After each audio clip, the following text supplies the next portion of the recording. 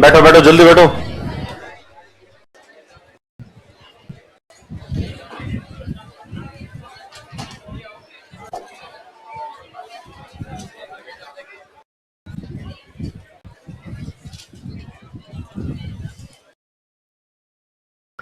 तो कल की क्लास में पढ़ रहे थे इन्फ्लेशन के बारे में, और इन्फ्लेशन के अलग अलग जो नाम है वो पढ़ लिए थे। स्टैगफ्लेशन, फिर उसके बाद में कोर इन्फ्लेशन, कोर इन्फ्लेशन के बाद में कॉस्ट पुश। लागत के कारण जो इन्फ्लेशन होती है तो वो किसके कारण होती है? या तो कच्चा माल है उसकी कीमतों में वृद्धि हो जाए, या वेज रेट जो है वो बढ़ जाए,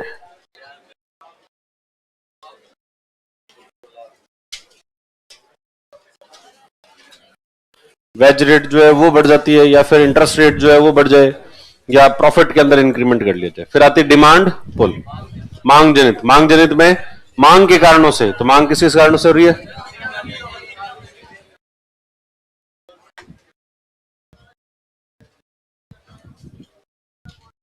सरकार के द्वारा ट्रेजरी बिल जारी किया जाता है, तो उसको बेचता कौन है? कौन बेचेगा? आरबीआई। आरबीआई बेचती है। क्या हुआ? अच्छा ये पूछना था। हाँ, तो आरबीआई बेचती है। हाँ। तो डब्ल्यूपीआई जो है वो तो किसके लिए होता है? पूरे भारत के लिए। जो ये निकालता है ना, कौन सा मिनिस्ट्री निकालती है? डब्ल्यूपीआई कौन सी मिनिस्ट्री निकालती है? डब्ल्यूपीआई सांख्यिकी मंत्रालय निकालता है। कॉमर्स, वो पूरे भारत के लिए एक ही होता है, वो फिर अलग अलग राज्य के लिए वो नहीं निकालते हैं। डिमांड पुल इन्फ्लेशन, ये अगर पॉपुलेशन में इंक्रीज हो जाए, पब्लिक एक्सपेंडिचर बढ़ जाए, ब्लैक मनी, इंटरेस्ट रेट और फॉरेन करेंसी। स्क्यू इन्फ्लेशन क्या होता है? सिर्फ कुछ विशेष वस्तुओं की कीमतों में जो है वो वृद्धि हो।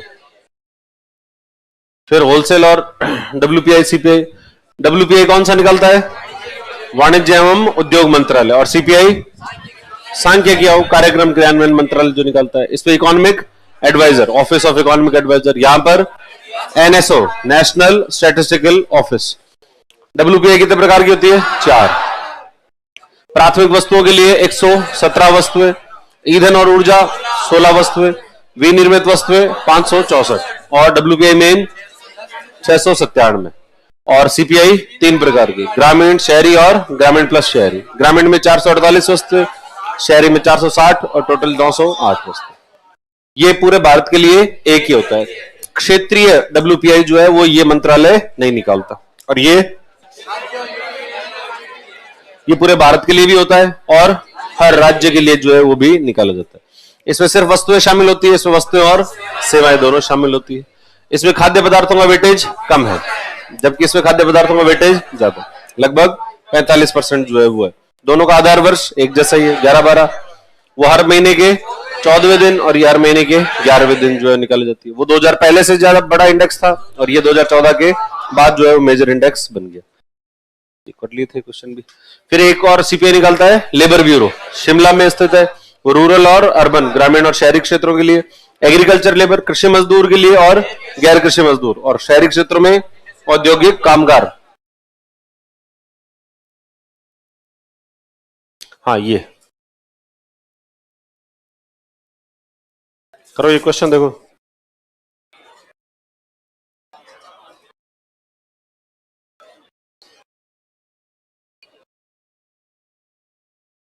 ऋणियों, ऋणियों क्या होता है? जिन्होंने ऋण लिया है।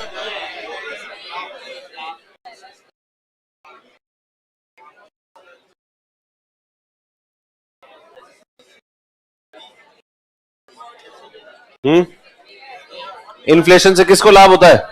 इन्फ्लेशन बेनिफिट्स द डेटर, मुद्रास्फीति ऋणियों को लाभ पहुंचाती है। जो ऋण लेने वाले हैं, वो लेने वालों को लाभ होता है नहीं होता? ऋण लेने वालों को लाभ होता है, ऋण देने वाले को नुकसान होता है। जिसने ऋण दिया है, क्रेडिटर है, उसको तो क्या होगा? नुकसान। और जो डेटर होगा उसको तो क्या होगा? लाभ। और फिर लिखा है inflation benefits the bond holders. तो बॉन्ड होल्डर वो है जिसने ऋण दिया है। बॉन्ड मैंने बॉन्ड ले लिया, बॉन्ड ले लिया, इसका मतलब किसी न किसी को क्या दिया हुआ है? ऋण दिया। तो ऋण देने वाले को नुकसान होता है, यानी इसको तो क्या होगा? नुकसान। इसमें पर ये तो कह रहा था, ये वाला ऑप्शन तो गलत है। आंसर क्या हो जाएगा? ए। फिर होता प्रोड्यूसर प्राइस इंडेक्स, जो प्रोड्यूसर के रेस्पेक्ट में उसको देखते हैं तो प्रोड्यूसर प्राइस इंडेक्स इंडिया में यूज नहीं होता, कहां होता है? यूरोपियन कंट्रीज के अंदर यूज होता है। बेस इफेक्ट, पिछले साल का क्या इफेक्ट जो उसके ऊपर पड़ा उसको क्या कहते हैं? Base effect.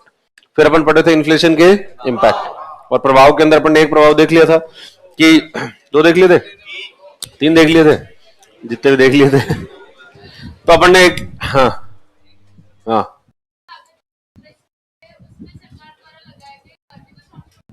लागत जनित मुद्रास्फीति में सरकार के द्वारा लगाए गए कर भी शामिल हो सकते हैं, हो सकते हैं। सरकार ने अगर जो इनडायरेक्ट टैक्स ज्यादा लगा दिए तो लागत से हो जाता है, बढ़ जाएगी। होता है ना, अभी पेट्रोल डीजल के ऊपर सरकार टैक्स लगा देती है, तो और कम करना होता है तो क्या करते हैं? सरकार टैक्स कम कर देती है। हाँ फिर इसके बाद में कि भाई ये जो इन्फ्लेशन होता है, सबसे पहला इंपैक्ट अपन ने पढ़ा कि इन्फ्लेशन के कारण किसको नुकसान होता है? ऋण देने वाले को, जिसने ऋण दिया उसको नुकसान होता है, और ऋण लेने वाले को लाभ होता है। और बैंक के अंदर जो जमा करता है उनको क्या होता है? नुकसान होता है, जमाकर्ता को नुकसान होता है, क्योंकि इन्फ्लेशन, क्योंकि प्रभावी जो ब्याज दर होती है, प्रभावी ब्याज दर बराबर क्या होता है? बराबर ब्याज दर माइनस मुद्रास्फीति, इसको माइनस कर देते हैं तो क्या आता है? प्रभावी ब्याज दर। तो ये इफेक्टिव इंटरेस्ट रेट कम हो जाएगी अगर इन्फ्लेशन ज्यादा है तो, अगर मुद्रास्फीति जितनी ज्यादा होगी उतनी प्रभावी ब्याज दर कम रह जाएगी। इसलिए लोग बाग जो है फिर बैंकों में पैसे नहीं जमा कराएंगे और किसी दूसरी जगहों पर निवेश करने लग जाएंगे जहां पर उनको हाई रिटर्न मिल रहा है। जैसे अगर वो गोल्ड में निवेश कर सकते हैं, प्रॉपर्टी में निवेश कर सकते हैं, शेयर बाजार के अंदर, क्रिप्टो करेंसी में, इनमें सब में निवेश करने लग जाते हैं, और इसके कारण बैंकों की जमाएं कम हो जाती है। और बैंकों की जमाएं कम हो जाएगी तो जो आपको ऋण है वो कम मिलेगा। एक तो ये। फिर आरबीआई अगर कोशिश करे कि भाई आरबीआई बैंकों पे दबाव बनाए, बैंक को ये कहे कि भाई ये जो जमा करता है उन जमाकर्ताओं को ज्यादा ऋण, ज्यादा ब्याज दो, पर अगर ज्यादा ब्याज देंगे जमाकर्ताओं को तो यहां पर भी क्या करना पड़ेगा? लोन महंगे करने पड़ेंगे। तो इसकी वजह से भी क्या होगा? जो ब्याज है वो ब्याज महंगा मिलेगा, महंगा मिलेगा तो फिर निवेश कम होगा, तो इसके कारण भी निवेश जो है वो क्या हो जाता है? वो कम हो जाता है। लिखो अगला। आरबीआई बैंकों पर दबाव बनाती है, आरबीआई क्रिएट्स प्रेशर और बैंक्स, आरबीआई बैंकों पर दबाव बनाती है।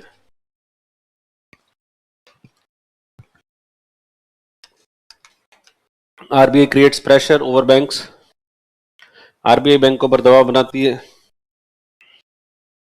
कि वे जमाकर्ता को अधिक ब्याज दे, that they should give more interest to depositors.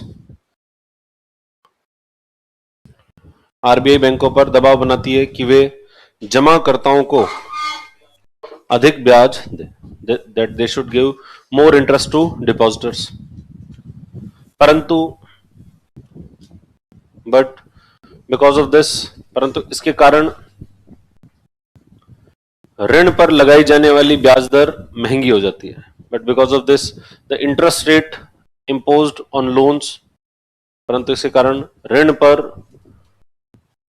लगाई जाने वाली ब्याज दर, but because of this interest rate imposed on loans will become expensive. ब्याज दर, ऋण पर लगाई जाने वाली ब्याज दर महंगी हो जाती है, और इससे भी क्या प्रभावित होगा?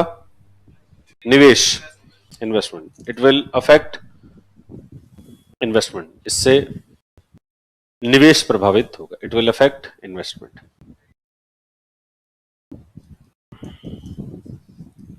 तो क्या प्रभावित होने लगता है? इन्वेस्टमेंट, निवेश जो है इसके कारण प्रभावित होने लगता है। तो ये इसका एक और नकारात्मक बात है। और मुद्रास्फीति जो होती है वो उसके बाद में, मुद्रास्फीति एक साइकिल में चलने लगती है कि जैसे कोई चीजें महंगी हुई, महंगी होते ही क्या होगा? अगर चीजें महंगी हो गई तो लोग बाग जो है वो, लोगों के लिए अफोर्ड करना मुश्किल हो गया। अफोर्ड करना मुश्किल हो गया तो लोग जहां जहां काम कर रहे हैं वहां उन लोगों से कहेंगे कि भाई हमें तनख्वाह ज्यादा दो, तनख्वाह ज्यादा दो। इसका मतलब वेज रेट क्या हो जाएगी? बढ़ जाएगी, मजदूरी की दर बढ़ जाएगी, मजदूरी की दर बढ़ जाएगी तो लागत बढ़ जाएगी। और जैसे वस्तुएं महंगी हो गई तो कच्चा माल भी महंगा हो जाएगा, कच्चा माल महंगा हो गया तो वापस वस्तुओं का उत्पादन करना और ज्यादा महंगा हो गया। कि अगर जैसे जो सब्जी अगर महंगी हो गई, सब्जी महंगी हो गई तो आप रेस्टोरेंट में कुछ खाना खा रहे हो या फिर कोई भी चीज ले रहे हो, वो चीज भी अपने आप महंगी होगी, और महंगी हुई तो फिर कॉस्ट पुश इन्फ्लेशन के कारण और अधिक मुद्रास्फीति बढ़ जाएगी। तो मुद्रास्फीति जो होती है वो और अधिक मुद्रास्फीति का कारण बन जाती है। तो इन्फ्लेशन जो है वो खुद ही क्या करती है? और इन्फ्लेशन को कॉज करने लगती है, तो फिर वो एक साइकिल बन गया कि भाई और इन्फ्लेशन, फिर और इन्फ्लेशन जो है वो बढ़ता जाएगा। देखो, मुद्रास्फीति और अधिक मुद्रास्फीति का कारण बन जाती है। इन्फ्लेशन कॉजेज मोर इन्फ्लेशन। मुद्रास्फीति और अधिक मुद्रास्फीति का कारण बन जाती है। इन्फ्लेशन कॉजेज मोर इन्फ्लेशन। मुद्रास्फीति और अधिक मुद्रास्फीति का कारण बन जाती है। इन्फ्लेशन कॉजेज मोर इन्फ्लेशन। देखते ये दिक्कत हो जाती है इन्फ्लेशन से। और एक दिक्कत होती है कि भाई जब इन्फ्लेशन हो रही होती है, मुद्रास्फीति बढ़ रही होती है, महंगाई बढ़ रही होती है, तो फिर कुछ लोग सोचते हैं कि भाई इसमें अपन लाभ कमाएं। तो लाभ कैसे कमाते हैं? कालाबाजारी करके, ब्लैक मार्केटिंग। कालाबाजारी में क्या करते हैं? जो वस्तुएं होती है उनकी स्टोरेज करने लगते हैं, उसकी होल्डिंग कर लेते हैं, स्टोर कर लेंगे और स्टोर करके दिखाएंगे भाई मार्केट के अंदर वस्तुएं मिल ही नहीं रही, ताकि प्राइसेस और ज्यादा बढ़ जाए।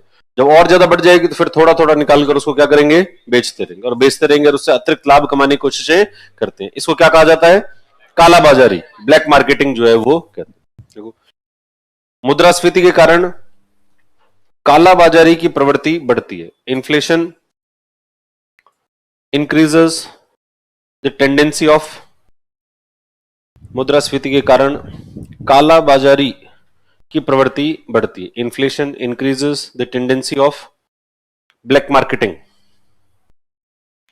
मुद्रास्फीति के कारण कालाबाजारी की प्रवृत्ति बढ़ती है। Inflation increases the tendency of black marketing. क्योंकि कुछ लोग वस्तुओं का संग्रहण करना शुरू कर देते हैं। Because some people start hoarding goods.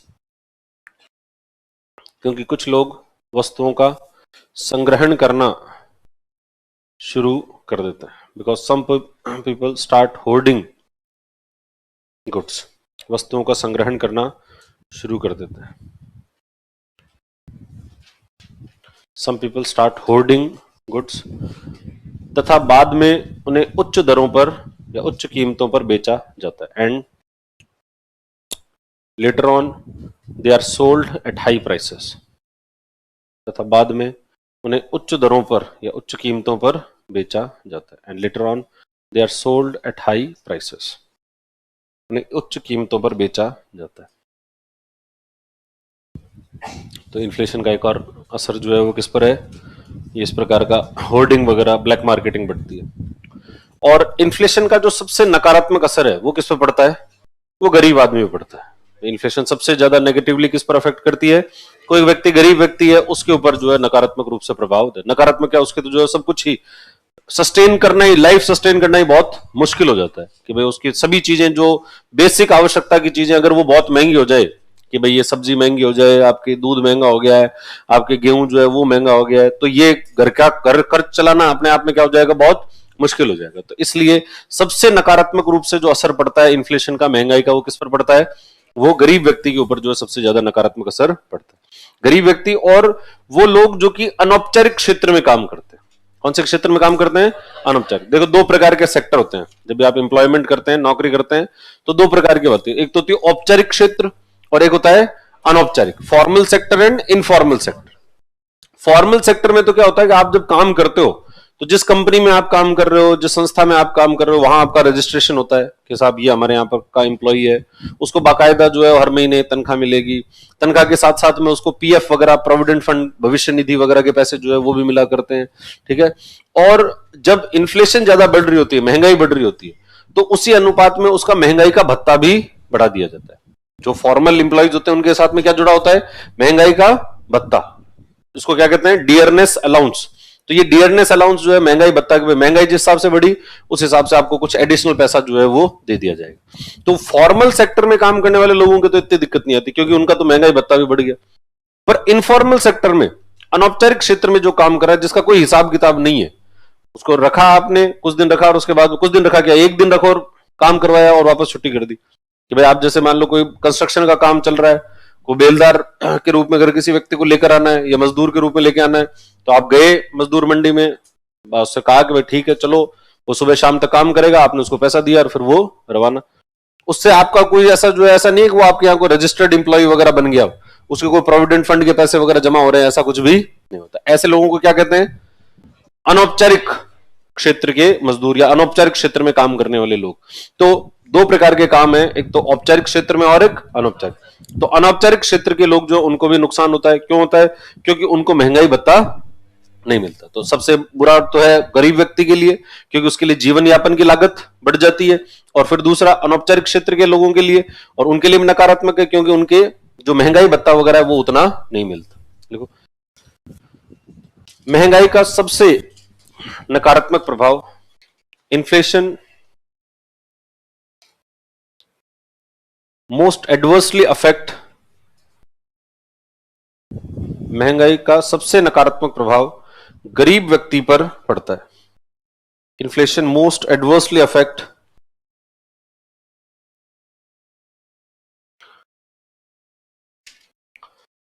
महंगाई का सबसे नकारात्मक प्रभाव गरीब व्यक्ति पर पड़ता है। Inflation most adversely affect the poor person, क्योंकि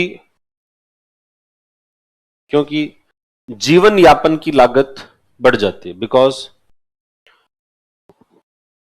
कॉस्ट ऑफ लिविंग इंक्रीजेस, जीवन यापन की लागत बढ़ जाती है। Because cost of living increases. हाँ, कोई कुछ पूछ रहा है? जीवन यापन की लागत बढ़ जाती है, तो कॉस्ट ऑफ लिविंग जो है वो क्या हो जाएगी? बढ़ जाएगी। और अगला लिखो, अनौपचारिक क्षेत्र में कार्य करने वाले, इट ऑल्सो, क्या हुआ तुम्हारे? इसको एक बार फाइनली कर लो। क्या करना है? चलाना है, बंद करना है, क्या करना है? हाँ, क्या लिख रहे हैं? अनौपचारिक क्षेत्र में कार्य करने वाले लोगों पर भी नकारात्मक प्रभाव पड़ता है। It also negatively affects people working in informal sector. अनौपचारिक क्षेत्र में कार्य करने वाले लोगों पर भी नकारात्मक प्रभाव पड़ता है। It also negatively affects people working in informal sector,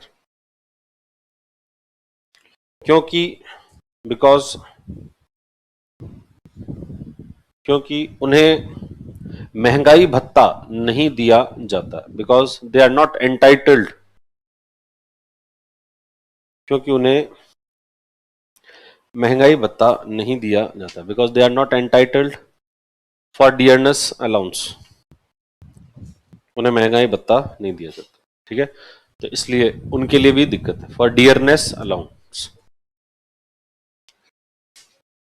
और जिनको दिया जाता है डियरनेस अलाउंस, उनके भी दिक्कत है। उनकी क्या दिक्कत है? उनकी दिक्कत है कि उनको जैसे महंगाई भत्ता दिया तो उनकी मॉनेटरी इनकम तो क्या हो जाती है? बढ़ जाती है। मौद्रिक इनकम तो बढ़ जाती है, पर वास्तविक इनकम जो है वो बढ़ती नहीं है। क्या इसका क्या मतलब है? कि भाई जैसे उनकी, एक व्यक्ति है, उसकी इनकम है महीने की 1000 रुपए। अब 1000 रुपए के अंदर वो कुछ सामान खरीदता है, जो फिर जीवन यापन के लिए जो भी चीजें जो है वो चाहिए, वो सब चीजें जो है वो खरीद पाता है। इतना कमाता है और बराबर इतना जो है उसमें क्या आता है? सामान आता है। अब इसकी ये जो सामान है उसकी कीमत बढ़कर हो गई 1200 रुपए। कीमत बढ़कर कितनी हो गई? 1200 रुपए। और उसको डियरनेस अलाउंस दे दिया और उसकी इनकम भी बढ़कर हो गई 1200 रुपए। यानी अभी 1200 रुपए में भी उतना ही सामान आता है जितना पहले आता था। यानी वास्तविक जो आय है उसमें तो कोई अंतर हुआ ही नहीं, अभी भी उतना ही सामान खरीद पाता है जितना पहले खरीद पाता था। परंतु मौद्रिक टर्म में देखें, मॉनेटरी टर्म में देखें, तो उसकी इनकम क्या हो गई है? बढ़ गई। तो मौद्रिक आय तो बढ़ जाती है परंतु वास्तविक आय नहीं बढ़ती। अब इस मौद्रिक आय के बढ़ने से क्या होता है? इसके बढ़ने से यह होता है कि कुछ लोग जो पहले इनकम टैक्स के स्लैब में नहीं आते थे, वो अब किस में आने लग जाएंगे? इनकम टैक्स के स्लैब में आने लग जाएंगे। भाई इनकम टैक्स के लिए भारत में एक नियम है कि 2.5 लाख से ज्यादा अगर आपकी इनकम है तब आप पर क्या लगाया जाएगा? इनकम टैक्स जो है वो लगाया जाएगा। अगर आपकी वार्षिक आय कितनी है? 2.5 लाख से ज्यादा की, तब आप इनकम टैक्स लगाएंगे। 2.5 लाख से कम है तो इनकम टैक्स नहीं लगाएंगे। अब एक व्यक्ति है जिसकी 2,40,000 थी, वार्षिक आय कितनी थी? 2,40,000 थी, उसका जो है कोई दिक्कत नहीं थी, वो इनकम टैक्स के स्लैब में नहीं आ रहा। फिर महंगाई बढ़ गई और महंगाई बढ़ने के कारण इसको डीए दे दिया, डियरनेस अलाउंस ले ले। और इसकी डीए जो है वो 60,000 का डीए दे दिया, तो अब इनकम होगी 3 लाख रुपए। अब टैक्स और देना पड़ेगा, यानी आपने एक हाथ से पैसे दिए और दूसरे से वापस ले लिए, भाई ये पकड़ तो डीएनएस अलाउंस और लाभ टैक्स दे वापस। तो जो आदमी पहले टैक्स के अंदर नहीं आता था, टैक्स के दायरे में नहीं आता था, अब वो किसके दायरे में आने लग गया? टैक्स के दायरे में आने लग गया। और वो क्यों आने लगा टैक्स के दायरे में? क्योंकि उसकी मौद्रिक इनकम बढ़ी है। मैं टैक्स लगे तब जब उसकी वास्तविक इनकम बढ़े। मैं कोई व्यक्ति टैक्स देने के लिए कब राजी होगा? जबकि भाई मेरी इनकम बढ़ी हुई है तो मैं टैक्स दे दूं, पर मेरी इनकम, वास्तविक इनकम तो बढ़ी नहीं, सिर्फ दिखने के अंदर ये है कि हाँ भाई ये दिखने में कि भाई ये 1,000 से 1,200 हो गई, या फिर ये 2,40,000 से कितनी हो गई है, 3 लाख रुपए जो है वो हो गई। पर 3 लाख में भी उतना ही सामान आता है जितना कि 2,40,000 में आता था। लिविंग स्टैंडर्ड में तो कोई अंतर हुआ ही नहीं। और इसलिए ये जो आप एडिशनल टैक्स ले रहे हो, ये उस व्यक्ति के लिए तो मार ही है, उस व्यक्ति के लिए तो उसके पैसे जो आपने क्या कर दिए, कम कर दिए। तो इसको कहा जाता है फिस्कल ड्रैग। इसको क्या कहते हैं? Fiscal drag. फिस्कल ड्रैग का क्या मतलब होता है? जो लोग पहले टैक्स के दायरे में नहीं आते थे, जो लोग पहले जो है टैक्स के उस नेट के अंदर नहीं आते थे, वो लोग महंगाई के कारण अगर टैक्स के दायरे में आने लग जाए तो इस फिनोमेना को क्या कहते हैं? Fiscal drag. मतलब खींच के लिया है उनको। ड्रैग का मतलब खींचना। तो उनको जो है खींच कर कहां लिया है? टैक्स के अंदर जो है लिया। कैसे कैसे टैक्स नहीं दोगे, लो देना पड़ेगा। अरे भाई हमारी इनकम ही नहीं है इतनी, तो टैक्स कैसे दे? पहले पकड़ो, ये पकड़ो डीएनएस अलाउंस, अब हो गई इनकम, अब दो टैक्स। तो इसका मतलब उनको खींचकर आप कहां लिया है? वो फिस्कल के दायरे में जो लिया। लिखो औपचारिक क्षेत्र। अगला लिखो औपचारिक क्षेत्र के लोगों को, people working in formal sector,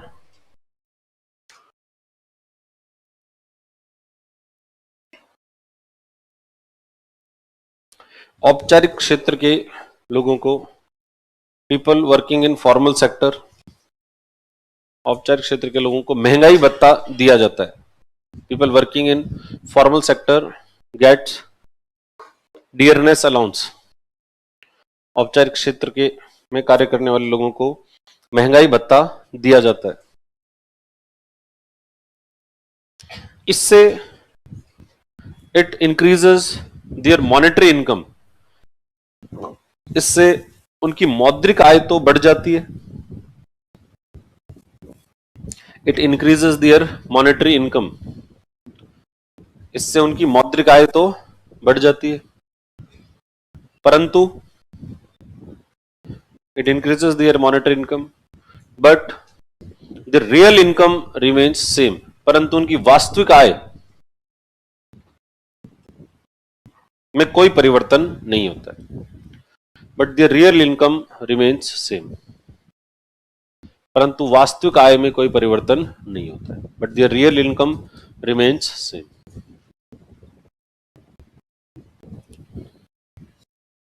मौद्रिक आय के बढ़ने के कारण, with increase in monetary income, ऐसी में मौद्रिक आय बढ़ने के कारण, with increase in monetary income, some people, कुछ लोग आय कर के दायरे में आना शुरू हो जाते हैं। Some people start coming under income tax net. मौद्रिक आय बढ़ने के कारण कुछ लोग आयकर के दायरे में आना शुरू हो जाते हैं। Some people start coming under income tax net. आयकर के दायरे में आना शुरू हो जाते हैं, या इनकम टैक्स स्लैब, आयकर के दायरे में आना शुरू हो जाते हैं। इसे फिस्कल ड्रैग कहा जाता है। It is called fiscal drag. इसे फिस्कल ड्रैग कहा जाता है। It is called fiscal drag. तो महंगाई के कारण क्या देखेगा? फिस्कल ड्रैग की अवधारणा जो है वो भी देखने को मिलती है। और आयात निर्यात पर क्या प्रभाव पड़ता है महंगाई का? अगर भारत के अंदर महंगाई ज्यादा है तो हमारे उत्पाद क्या हैं? महंगे हैं। महंगे हैं तो दूसरी दुनिया में जब भेजेंगे, बाकी देशों में अगर भेजेंगे तो क्या होंगे? वो और महंगे होंगे। और महंगे होंगे तो वो लोग नहीं खरीदेंगे। वो तो कोई भी कौन सी चीज को खरीदेगा? उस चीज को खरीदेगा जो सस्ती हो। यानी इससे हमारे निर्यात क्या हो जाएंगे? कम। और हमारे आयात बढ़ जाएंगे, क्योंकि एक तो भारत से कोई चीज खरीदो वो तो पड़ रही है महंगी, और बाहर से लाओ तो सस्ती, तो व्यक्ति कहां से लाएगा? बाहर से ही लाएगा। वह चाइना से भारत के अंदर सबसे ज्यादा इंपोर्ट आता है, भारत सबसे ज्यादा आयात कहां से करता है? चाइना से जो है वो आयात करता है। क्यों करता है? क्योंकि चाइनीज उत्पाद क्या होते हैं? सस्ते, तो सस्ते होते हैं, और वो भारतीय उत्पाद जो उनके उत्पादन की कॉस्ट ज्यादा आती है, और कई सारे कारण है जिस कारण इंडियन प्रोडक्ट्स तो महंगे होते हैं और चाइनीज प्रोडक्ट सस्ते होते हैं। इसलिए व्यक्ति जो है वो किसको खरीदता है? चाइनीज प्रोडक्ट जो है चाइनीज प्रोडक्ट को खरीदने के लिए तैयार हो जाता है। तो इससे हमारे आयात जो है वो क्या होते हैं? वो कम हो जाते हैं और निर्यात बढ़ जाते हैं। देखो, मुद्रास्फीति के कारण आयात कम हो जाते हैं, because of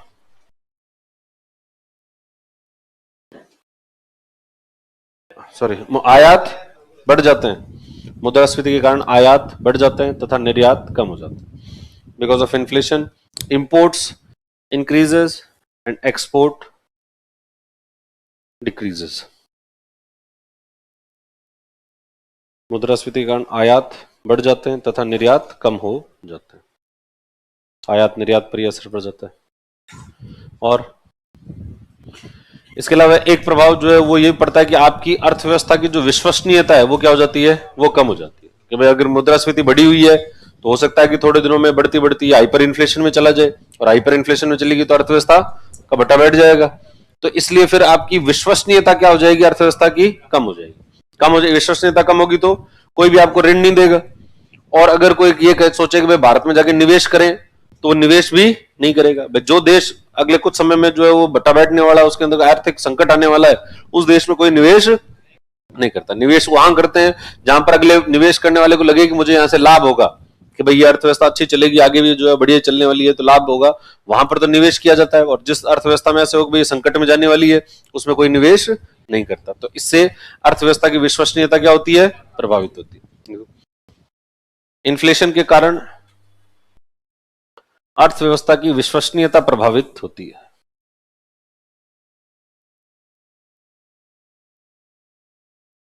credibility of economy gets affected, अर्थव्यवस्था की विश्वसनीयता प्रभावित होती है। Credibility of economy get affected, जिससे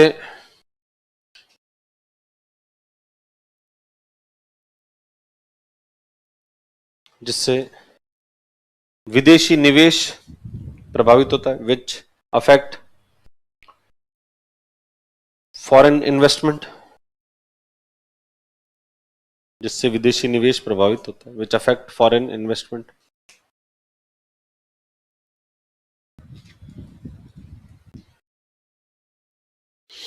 ठीक है, तो ये दिक्कत है। और सरकार के ऊपर क्या असर पड़ेगा? अगर चीजें महंगी है तो सरकार भी जो खर्चा कर रही है वो सरकार के लिए भी क्या पड़ेगा? महंगा।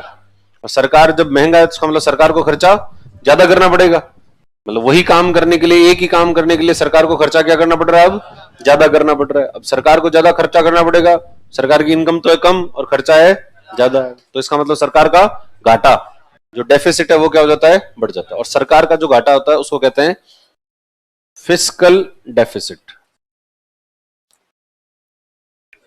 राजकोषीय घाटा। लिखो, सरकारी खर्च में वृद्धि हो जाती है, गवर्नमेंट एक्सपेंडिचर इंक्रीजेस,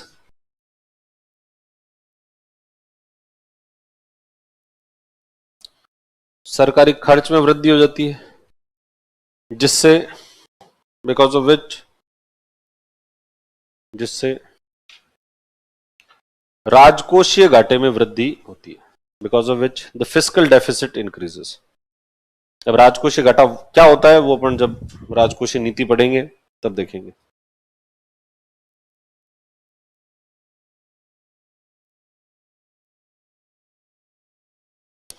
राजकोषीय नीति राजकोषीय घाटा बढ़ जाता है, इंक्रीजेस फिस्कल डेफिसिट।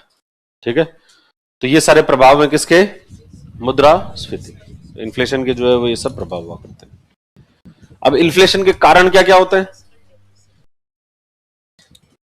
क्या क्या कारण होता है? कुछ कारण तो अपन ने देखे, एक तो कॉस्ट के कारण होता है और एक डिमांड के कारण होता है।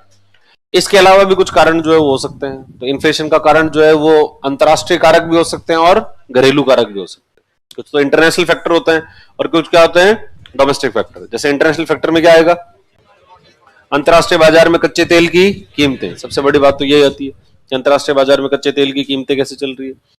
दूसरा कि अंतरराष्ट्रीय ऐसा कोई जो देश है, उन देशों के बीच में कोई टेंशन हो जाए, किसी प्रकार की दिक्कत हो जाए, कोई युद्ध वगैरह छिड़ जाए, जैसे अभी रूस और यूक्रेन के बीच में युद्ध छिड़ गया, तो ऐसा कोई युद्ध वगैरह छिड़ जाए तो उसके कारण दिक्कत हो जाती है। कोई महामारी वगैरह फैल गई है, जैसे कोरोना महामारी आ गया, तो महामारी के कारण क्या हो जाएगा, लॉकडाउन लग जाएगा। तो पूरी दुनिया के अंदर ही लॉकडाउन लग गया। अब लॉकडाउन लग गया तो जिस चीज की सप्लाई हो रही थी, मान लो कि भाई कोई चीज है वो अपने यहां से नहीं आती, दूसरी किसी देश से, चाइना से आता है। अब चाइना से आता है, चाइना जो है वो लॉकडाउन लगा के बैठा है, तो फिर वहां से सप्लाई नहीं होगी, और सप्लाई नहीं होगी तो बाजार के अंदर कमी हो जाएगी, और कमी हो जाएगी तो कीमतें क्या हो जाएगी, बढ़ जाएगी। तो इस प्रकार से ये इंटरनेशनल फैक्टर होते हैं। या फिर किसी देश के ऊपर जो है कोई आर्थिक प्रतिबंध लगा दिए, डब्ल्यूटीओ ने क्या लगा दिए हैं, आर्थिक प्रतिबंध, इकोनॉमिक सैंक्शन लगा दिए, और उस फिर देश से आप खरीदारी नहीं कर सकते। तो खरीदारी नहीं करोगे तो उस देश से आने वाली सप्लाई बंद हो जाएगी। तो इन सब कई ऐसे जो है वो ग्लोबल फैक्टर्स भी होते हैं, ग्लोबल फैक्टर्स भी होते हैं। और साथ साथ में कौन से फैक्टर्स आते हैं, डोमेस्टिक। तो डोमेस्टिक फैक्टर तो अपन ने कॉस्ट और जो डिमांड पुल इन्फ्लेशन देखी थी उसमें पढ़ ही लिए थे। साथ में और दूसरे कौन से फैक्टर्स होते हैं, ग्लोबल। लिखो देखिए, अर्थव्यवस्था के कारण, कॉजेज ऑफ इन्फ्लेशन। अरे ये देखो, तुम्हें कुछ बात समझ में नहीं आए तो ये बाद में पूछा करो। अब एकदम से बीच में अर्थव्यवस्था और अर्थशास्त्र में क्या अंतर होता है, ये मैंने पहली क्लास में बताया है। आज तुम जाग रहे हो तो ये मैं कैसे बताऊंगा तुमको। पर एक आदमी तो लिस्ट लगा बहुत लंबी चौड़ी भेज दी, उपभोक्ता मूल्य सूचकांक पढ़ा दो, थोक मूल्य सूचकांक क्या होता है, मुद्रास्फीति के प्रभाव क्या होते हैं, श्रम विरोध द्वारा क्या जारी किया जाता है, ये सही सारे टॉपिक समझा दो। तो मैंने इतने दिन क्या किया था फिर ये है? और ये एक कह रहा है विकासशील देशों में मुद्रास्फीति 3 से 5 है, विकसित देशों में 1 से 2 है, तो भारत में 4 से 2 क्यों है? अरे वो 3 से 5 अंदाजा है, ऐसे थोड़ी 3 का मतलब 3 ही, 3 से इधर आते ना तो जो है आपको डिस्क्वालीफाई कर दिया जाएगा। ये एक कहने की बात है, तो उसको तुम जो है वो चाहो तो 2 से 6 कर लो उसको। ठीक, कहने का मतलब है विकसित देशों में कम होती है और विकासशील देशों में ज्यादा होती है, उसका और कोई अंतर जो है वो नहीं होता।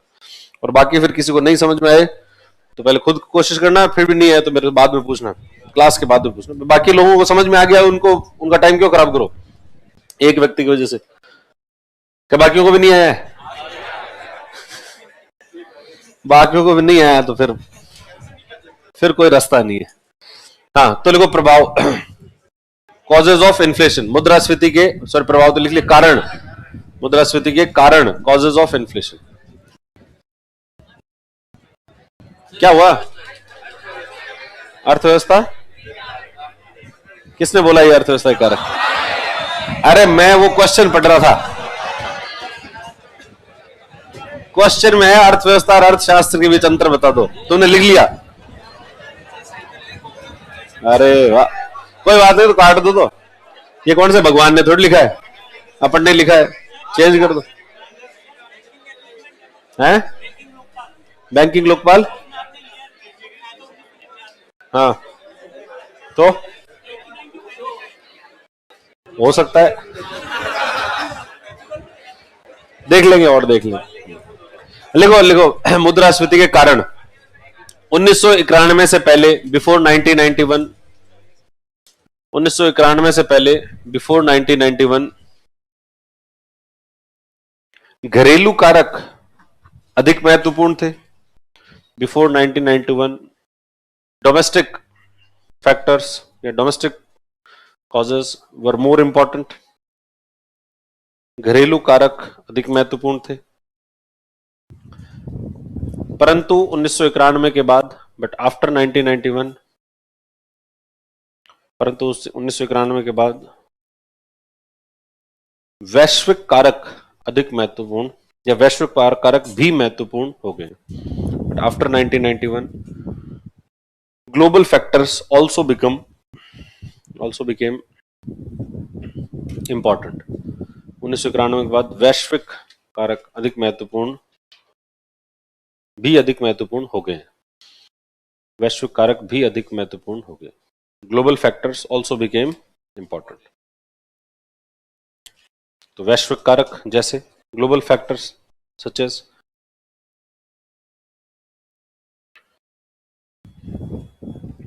वैश्विक कारक क्या क्या आते हैं, तो लिख दो बस इसमें। सबसे पहला अंतर्राष्ट्रीय बाजार में कच्चे तेल की कीमतें, prices of crude oil in international market, अंतर्राष्ट्रीय बाजार में कच्चे तेल की कीमतें,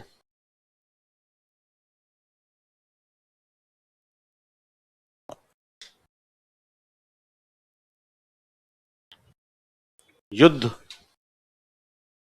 देखो देशों के बीच युद्ध, दूसरा कारक देशों के बीच युद्ध, वॉर बिटवीन कंट्रीज, देशों के बीच युद्ध, वॉर बिटवीन कंट्रीज, जैसे रशिया और यूक्रेन, रूस और यूक्रेन। और महामारी पेंडेमिक, ग्लोबल पेंडेमिक, महामारी ग्लोबल पेंडेमिक। और अंतर्राष्ट्रीय कारक क्या हो सकते हैं?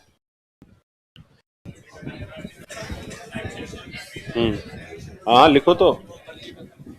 किसी देश पर आर्थिक WTO के द्वारा लगाए गए आर्थिक प्रतिबंध, economic sanctions imposed on a country by WTO, किसी देश पर WTO के द्वारा लगाए गए आर्थिक प्रतिबंध, economic sanctions imposed by on economic sanctions imposed on a country by WTO के द्वारा लगाए गए आर्थिक प्रतिबंध। और क्या होता है? क्लाइमेट चेंज, जलवायु परिवर्तन, जलवायु परिवर्तन, क्लाइमेट चेंज है। क्या होता है? आर्थिक प्रतिबंध क्या होते हैं? आर्थिक प्रतिबंध होते हैं कि भाई कुछ देश होते हैं जो ऐसे थोड़े यूं बदमाश होते हैं, उनके ऊपर नियमों का जो पालन नहीं कर रहे हैं उस पर क्या लगा दो? प्रतिबंध लगा दो। जैसे मान लो किसी पे स्टूडेंट पे प्रतिबंध लगा दे कि भाई आगे से जो है क्लास में नहीं आएगा, वो ज्यादा बदमाशी कर रहा है, तो क्या करें? उस बदमाशी का क्या रिजल्ट करें? प्रतिबंध लगा दो कि भाई आप आगे से जो है तुम इतने दिन तक नहीं आओ, या फिर कि साहब इससे कोई बात नहीं करेगा, किसी प्रकार का ये गंदा बच्चा है इससे कोई बात नहीं करेगा। अब नहीं करेगा गंदे बच्चे से बात, तो इसका मतलब क्या होगा? उस पर क्या लगा दिया तुमने? प्रतिबंध। तो देशों में जो ऐसा बदमाशी करता है उस पर क्या लगाए जा सकते हैं? प्रतिबंध। अब देखो प्रतिबंध दो प्रकार के होते हैं। एक तो प्रतिबंध लगाता है WTO, अगर प्रतिबंध किसने लगाया है? WTO ने लगाया है, वर्ल्ड ट्रेड ऑर्गेनाइजेशन ने लगाया है, विश्व व्यापार संगठन ने लगाया है। तो विश्व व्यापार संगठन के जितने सदस्य देश हैं वो सब उनको मानते हैं कि अगर उन्होंने लगाया है तो एकदम प्रोसेस से लगाते हैं और तरीके से लगाते हैं, तो उसको तो सब देश जो है वो मानते हैं कि भाई हाँ अब इस देश से कोई लेन देन जो है वो नहीं किया जाएगा। मान लो किसी देश ने न्यूक्लियर जो है वो उसका एक्सपेरिमेंट कर लिया, या ऐसे ही किसी पर न्यूक्लियर बॉम्ब छोड़ दिया, जो अब ये है आपका नॉर्थ कोरिया, तो नॉर्थ कोरिया के अंदर वो किम जोंग उन बैठा है, तो वो क्या करता रहता है? वो बार बार जो है वो न्यूक्लियर मिसाइल्स के एक्सपेरिमेंट करता रहता है, और उसकी वजह से उसके ऊपर काफी सारे प्रतिबंध जो है वो लगे हुए। तो देश सामान्यतया बाकी जो देश होते हैं वो उससे उतना डील नहीं करते। तो एक तो जो है वो कौन प्रतिबंध लगा सकता है? WTO लगाता है, तो बाकी सब देश उसको मानते हैं, और वो लगाते भी बहुत सोच समझ के हैं। सामान्यतः तो नहीं लगाते, बहुत ही रेयर केस होता तब जाके WTO लगाता है। पर एक दूसरे प्रकार के प्रतिबंध है जो कि कोई देश भी लगा सकता है, जैसे USA। कौन लगा देता है? USA। अब USA जब प्रतिबंध लगाता है तो वो फिर बाकी देशों पर दबाव बनाता है कि आपको मेरे प्रतिबंध जो है मानने पड़ेंगे। मैंने कह दिया कि साहब इससे कोई जो है वो रशिया से कोई डील नहीं करेगा। अब जैसे अभी कुछ समय पहले ये जब यूक्रेन का युद्ध हुआ तो USA ने किस पे प्रतिबंध लगा दिए? रूस के ऊपर। अब रूस पे प्रतिबंध लगा दिए साहब इससे जो है कोई डील नहीं करेगा, कोई व्यापार नहीं करेगा। पर अब ये बात मानने के लिए हमारे ऊपर कोई बाध्य नहीं है कि हमारे जचे तो मानेंगे वरना नहीं मानेंगे। भाई USA की बात माने तो माने, नहीं माने तो नहीं माने। तो इस वजह से जैसे भारत ने जो है वो कहा कि भाई आपने प्रतिबंध लगा दिए होंगे, पर फिर भी हम जो है वो अगर बहुत सस्ते के अंदर वहां पर अगर क्रूड ऑयल मिल रहा है तो हम तो खरीदेंगे उससे। तो हमने जो है वो क्रूड ऑयल वहां से खरीदा भी, ठीक है, वहां से खरीदने लग गए। और खरीदने लगे तो अभी जैसे कल परसों जो भारतीय विदेश मंत्री और रक्षा मंत्री गए थे USA 2+2 डायलॉग के लिए, और वहां पर गए तो वहां पर रूस वो जो USA का जो विदेश मंत्री था उसने कहा कि भाई हम ये देख रहे हैं और ये भारत वाले जो है वो क्या खरीद रहे हैं, वहां से क्रूड ऑयल खरीद रहे हैं। तो भारत ने जवाब दिया कि भाई क्रूड ऑयल हम तो खरीद रहे हैं, पर हमारे तरफ ही क्यों देख रहे हो तुम? यूरोप की तरफ देखो। हमसे तो हम तो कुछ नहीं खरीदते, यूरोप वाले तो बहुत ज्यादा खरीद रहे हैं, और वो तो तुम्हें दिखते नहीं है कि भाई वो तो वेस्टर्न कंट्रीज है, सारे वेस्टर्न कंट्रीज जो उनको तो अलाउ कर रखा है, और हमें तुम जो है धमका रहे हो, तो हम तुम्हारे धमकी में आने वाले नहीं है। फिर उसने जो है वो एक स्टेटमेंट दिया यूएसए के विदेश मंत्री ने कि भाई भारत के अंदर जो है मानवाधिकारों की हालत क्या हो रही है, खराब हो रही है, और हम उसके ऊपर पूर्ण रूप से नजर बनाए रखे हैं। हम इस बात पर नजर बना के रखे हुए हैं कि भारत में मानवाधिकारों का लगातार हनन हो रहा है। तो एस जयशंकर ने कहा कि हम भी नजर बना के रखे हैं कि भाई यूएसए में मानवाधिकारों का हनन।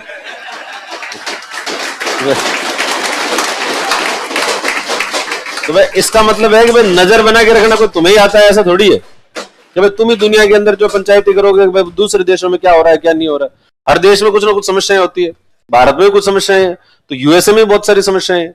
यूएसए के अंदर भी ब्लैक लाइव मैटर वाले इतने आंदोलन चले, तब हालत जो है खराब थी, जो है वो ऐसे दंगे मचे हुए थे। और यूएसए के अंदर क्राइम रेट बहुत ज्यादा है, भारत में तो इतनी क्राइम रेट है ही नहीं जितनी कहाँ है यूएसए में। यूएसए में कई सारे ऐसे इलाके हैं जहां पर आपको जो है शाम को नहीं जा सकते हो, रात को मतलब अंधेरा हुआ और उस इलाके में जा ही नहीं सकते हो, क्योंकि गन जो है वो किराने की दुकान पे मिलती है।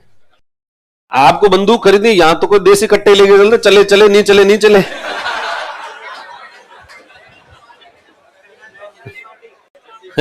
देसी कट्टों का तो जो है कोई हिसाब किताब है नहीं, एक तो इलीगल खरीदो तो हाथ में फट गया पड़ा लगा।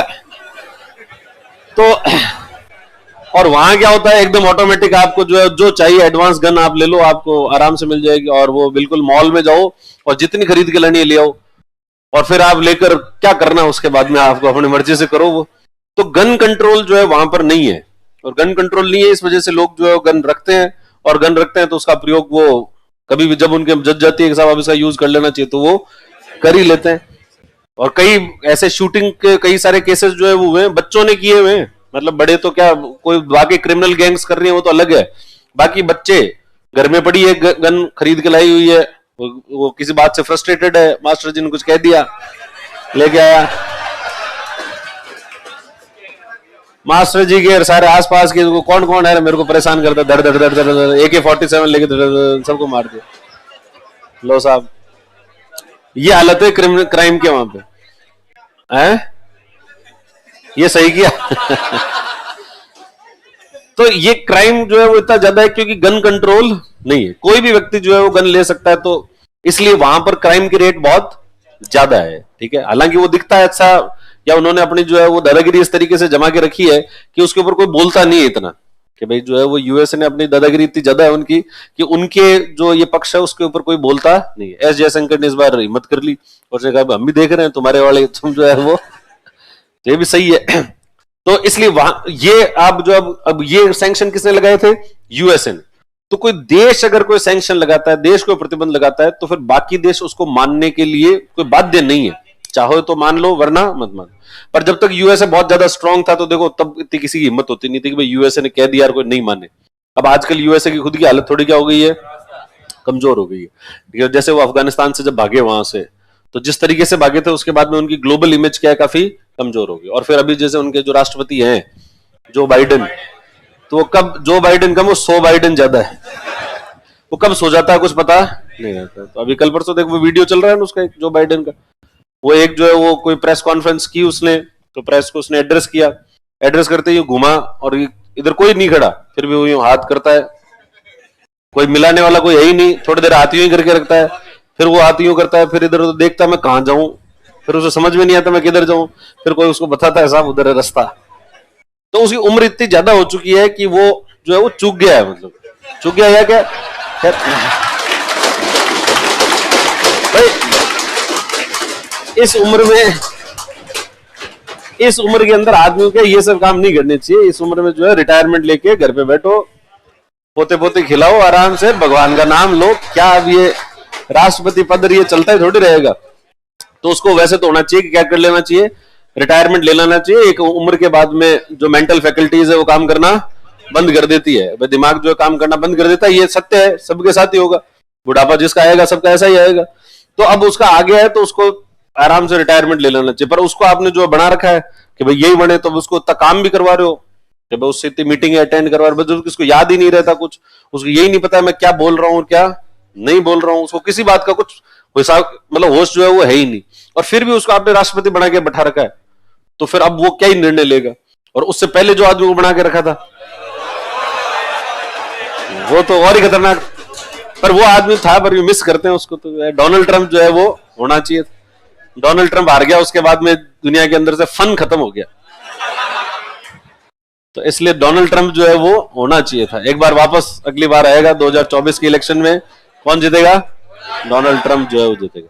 तो इसलिए सैंक्शन जो है दो प्रकार के होते हैं, एक तो डब्ल्यूटीओ लगाता है और एक कोई देश लगाता है। देश लगाता है वो बाध्यकारी नहीं होते हैं, और जो डब्ल्यूटीओ लगाएगा वो तो क्या होंगे? बाध्यकारी होंगे, क्योंकि आप डब्ल्यूटीओ के सदस्य हो। तो इसलिए हमने यहां पर कौन से सैंक्शंस लिखे हैं? डब्ल्यूटीओ वाले सैंक्शंस जो है वो लिखे। इसके अलावा एक और फैक्टर होता है, वो होता है विनिमय दर, एक्सचेंज रेट। अगला फैक्टर लिखो, विनिमय दर, एक्सचेंज रेट।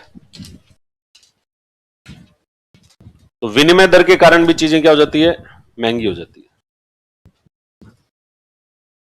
ये कैसे होती है महंगी? विनिमय दर के कारण कैसे होगी? अगर जैसे मान लो कि भाई रुपया जो है वो गिर गया, रुपया गिर गया मतलब रुपए की वैल्यू क्या हो गई?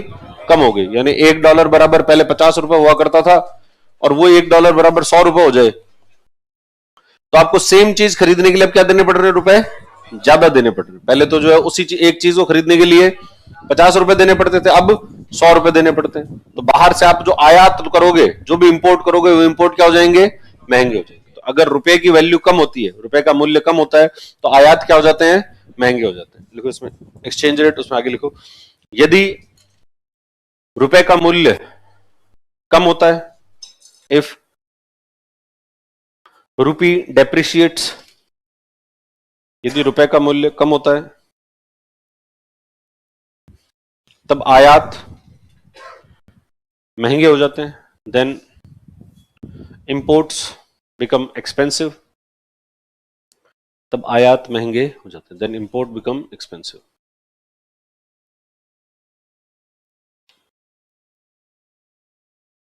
तो ये सब जो है वो क्या होता है? ये तो हो गया कौन से फैक्टर्स हैं? ग्लोबल। और डोमेस्टिक फैक्टर वो अपन ने पहले पढ़ लिए हैं, जब कहा क्या पढ़ा था?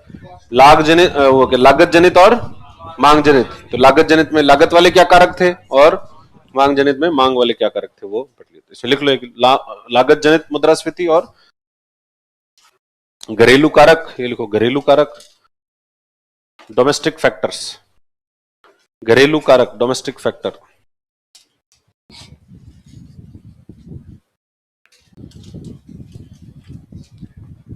डोमेस्टिक फैक्टर, लागत जनित मुद्रास्फीति, कॉस्ट पुश इन्फ्लेशन, लागत जनित मुद्रास्फीति, कॉस्ट पुश इन्फ्लेशन, और डिमांड पुल, डिमांड पुल, मांग जनित मुद्रास्फीति। लागत जनित मुद्रास्फीति और मांग जनित, या तो लागत बढ़ जाएगी तब मुद्रास्फीति बढ़ी है, या फिर मांग जो है वो बढ़ जाए उसके कारण हो जाए। तो ये सब कुछ कारण होते हैं जिनके कारण क्या है? मुद्रास्फीति बढ़ती है। अब इसको कंट्रोल करने के क्या कारण, क्या क्या तरीके हैं? तो मुद्रास्फीति को नियंत्रण करने के दो प्रकार के उपाय होते हैं। या तो जो है मौद्रिक नीति के उपाय होंगे, जो तो कौन अपनाएगा? आरबीआई। आरबीआई अपनी मॉनेटरी पॉलिसी में लिक्विडिटी को कम करेगा, और लिक्विडिटी को कम करके जो है उसको कंट्रोल कर लेगा। दूसरे उपाय जो है वो अपनाए जाते हैं सरकार के द्वारा। दूसरा कौन अपनाएगा? सरकार के द्वारा राजकोषीय उपाय या फिर कोई अन्य उपाय जो है वो अपनाए जाते हैं। सरकार क्या उपाय करेगी भाई? एक तो सरकार अपने खर्च को क्या कर दे? कम। सरकार खर्च बढ़ाएगी तो इन्फ्लेशन क्या होगी? बढ़ेगी। सरकार को क्या करना है? इन्फ्लेशन कम करना है। इन्फ्लेशन कम करना है तो सरकार एक तो खर्चा कम कर देती है, और दूसरा क्या करना चाहिए सरकार को? उसके अलावा कि कहीं कोई कालाबाजारी तो नहीं कर रहा है, कहीं कोई ब्लैक मार्केटिंग कर रहा है, किसी ने जो है वो होर्डिंग कर रखी है, तो कालाबाजारी करने वाले जो लोग हैं उनके विरुद्ध कार्यवाही करती है, उसके विरुद्ध जो है कार्यवाही करने का प्रयास करते हैं।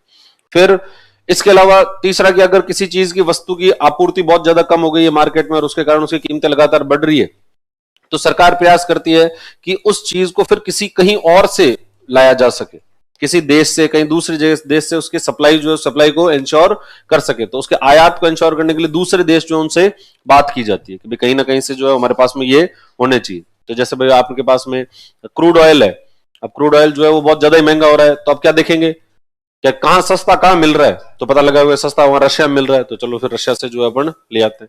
तो जहां पर भी जो चीज मिल रही होगी वहां से लिया होगी। अगर भाई दाल है, भारत के अंदर दालों का उत्पादन उतना ज्यादा नहीं होता, डिमांड तो बहुत ज्यादा है, हर भारतीय जो है दाल तो खाता है, पर भारत में उतनी दाल उत्पादित नहीं होती है, प्रोडक्शन उतना नहीं होता, और प्रोडक्शन नहीं होता तो फिर सरकार क्या करती है, सरकार फिर इसको जो है बाहर से लाने की कोशिश करती है। बाहर से कहां से लाएगी, बाहर से जो है जैसे म्यांमार से लेके आते हैं, मोजाम्बिक से लेके आते हैं, कनाडा से भी दाल जो है भारत में लेके आते हैं।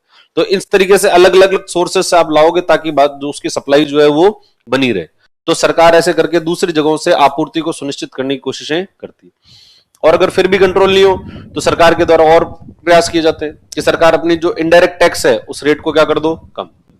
अप्रत्यक्ष दरों की रेट को क्या कर देते हैं, कम। जैसे अभी पेट्रोल डीजल के अंदर कीमतें बढ़ी, तो कुछ समय पहले जो है वो सरकार ने अपनी जो टैक्स है उसको क्या कर दिया था, कम कर दिया। कम कर दिया, पर अब उसके बाद में फिर वापस बढ़ गई, और वो बढ़ने का कारण भाई अंतरराष्ट्रीय फैक्टर और ज्यादा बढ़ गए, तो उसकी वजह से और ज्यादा बढ़ गई।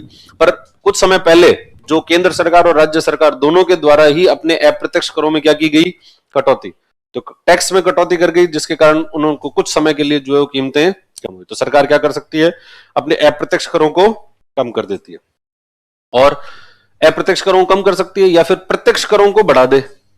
डायरेक्ट टैक्स जो होते हैं उसको बढ़ा देती है। अभी प्रत्यक्ष कर अप्रत्यक्ष कर क्या होते हैं ये तो आगे पता लगेगा, पर अप्रत्यक्ष कर का मतलब मान लो जीएसटी, सीधे सीधे समझो क्या है, जीएसटी। अब अगर जीएसटी को सरकार कम कर दे तो चीजें क्या हो जाएगी, सस्ती। भाई तो आपकी फीस है, फीस के अंदर कोचिंग की फीस प्लस जीएसटी दोनों इंक्लूड होकर कितना है ये, 88,000। अब अगर जीएसटी कम हो जाएगा, जीएसटी अभी जो है जैसे 18% लगता है, कितना परसेंट लगता है, 18% जो है जीएसटी लगता है। अब ये जीएसटी को कम करके 10% कर दे, 10% कम कर दोगे तो आपकी जो फीस है वो भी क्या हो जाएगी, वो कम हो जाएगी। या फिर जो भी चीज आप खरीद रहे हो, आप एसी खरीद रहे हो तो उसकी कीमतें कम हो जाएगी, आप पंखा खरीद रहे हो उसकी कीमतें कम हो जाएगी, टीवी खरीद रहे हो उसकी कीमतें कम हो जाएगी। क्यों कम हुई, क्योंकि जीएसटी के रेट को क्या कर दिया, कम। तो मुद्रास्फीति को कम करना है तो इस जीएसटी को या अप्रत्यक्ष कर को क्या कर देते हैं, कम कर देते हैं। और प्रत्यक्ष कर, डायरेक्ट टैक्स, डायरेक्ट टैक्स का एग्जांपल होता है इनकम टैक्स। कौन सा टैक्स है, इनकम टैक्स। अब अगर सरकार इनकम टैक्स को बढ़ा दे, सरकार क्या कर दे, इनकम टैक्स को बढ़ा दे, तो क्या होगा, जैसे मैंने जो इनकम ली, मैंने 100 रुपए कमाए, और सरकार ने पहले इनकम टैक्स लगाती है मान लो 10%, तो यानी मुझे 10 रुपए किसको देने पड़ेंगे, सरकार को। मेरे पास बचेंगे कितने, 90 रुपए, और मैं 90 रुपए खर्चा करूंगा। अब सरकार को लगेगा यार 90 रुपए ये खर्चे बहुत ज्यादा हो रहे हैं, महंगाई जो है बहुत ज्यादा बढ़ रही है, तो सरकार क्या करे, अपने इसको बढ़ाकर मान लो 50% कर दे। तो 50 तो गए सरकार के पास, अपने पास हाथ में कितने आए, 50 रुपए। अब 50 का खर्चा कर लो, 50 का खर्चा करोगे तो डिमांड कम हो जाएगी, डिमांड कम हो जाएगी तो महंगाई कम हो जाएगी। तो अप्रत्यक्ष करों को तो क्या कर देते हैं, घटा देते हैं, और प्रत्यक्ष करों को बढ़ा देते हैं। लिखो देखिए, इनडायरेक्ट टैक्स कम होंगे तो कैसे करेंगे, नहीं नहीं, वो उनके पास, वो खुद के पास परचेजिंग पावर सेम है, परचेजिंग पावर जो है सेम रही हुई है, पर एक तरीके से आपकी महंगाई तो कम हो जाएगी ना, भाई लोग और ज्यादा खरीदेंगे, डिमांड बढ़ जाएगी, वो एक अलग फैक्टर है। पर एक सीधा सीधा फैक्टर ये देखो कि भाई जैसे ही चीजें कम होगी, अप्रत्यक्ष कम किए तो आपके जो आपकी ये वो कम होगी। इनडायरेक्ट टैक्स से नहीं, ये कोई जरूरी नहीं है, अरे बहुत सारे टैक्स होते हैं, मैं कह रहा हूं इनडायरेक्ट टैक्स पढ़ाऊंगा जब समझ में आएगा। जब उत्पादन करते हैं तो उसमें भी टैक्स लगता है, मेरा दिमाग लगा रहा है, जीएसटी एग्जाम्पल है। हाँ लिखो देखें, मुद्रास्फीति को नियंत्रित करने के उपाय, मेजर्स टू कंट्रोल इन्फ्लेशन। मुद्रास्फीति को नियंत्रित करने के उपाय,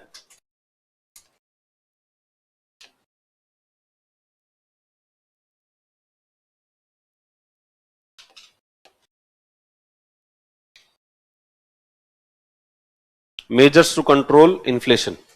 तो दो प्रकार के उपाय होते हैं, एक तो कौन से उपाय हैं, मौद्रिक उपाय, मॉनेटरी मेजर्स, और दूसरा राजकोषीय उपाय, फिस्कल मेजर्स।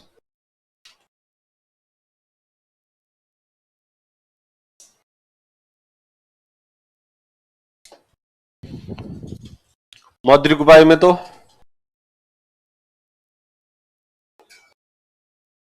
गुणात्मक उपाय, क्वांटिटेटिव मेजर्स, और गुणात्मक और मात्रात्मक, क्वालिटेटिव एंड क्वांटिटेटिव मेजर्स।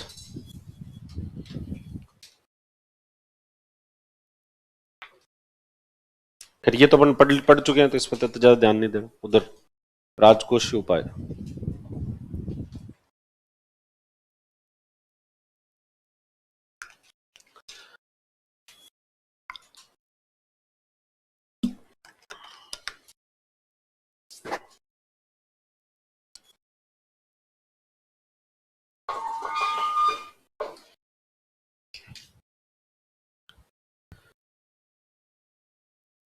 राजकोष उपाय में पहला उपाय लिखो, सरकार के द्वारा खर्च में कमी की जाती है, गवर्नमेंट रिड्यूसेस इट्स एक्सपेंडिचर। ये जो राजकोषीय उपाय है यहां पर लिख लो, सरकार के द्वारा खर्च में कमी की जाती है, गवर्नमेंट रिड्यूसेस इट्स एक्सपेंडिचर। सरकार के द्वारा खर्च में कमी की जाती है, government reduces it's expenditure. Fiscal measures लिखे हुए हैं जहां पे, तो उसमें यहाँ पे पहले ऐसे डाल के लिखो, गवर्नमेंट रिड्यूसेस इट्स एक्सपेंडिचर, सरकार के द्वारा अपने खर्च में कमी की जाती है। और दूसरा, खर्च में कमी करने के अलावा और क्या करेंगे, आपूर्ति को सुनिश्चित करने, आपूर्ति को विभिन्न स्रोतों से सुनिश्चित किया जाता है, supply is insured from various sources. आपूर्ति को विभिन्न स्रोतों से सुनिश्चित किया जाता है, supply is insured from various sources. आपूर्ति को विभिन्न स्रोतों से सुनिश्चित किया जाता है, supply is insured from various sources. और क्या करते हैं, सरकार के द्वारा काला बाजारी करने वालों के विरुद्ध कार्रवाई की जाती है, गवर्नमेंट टेक एक्शन अगेंस्ट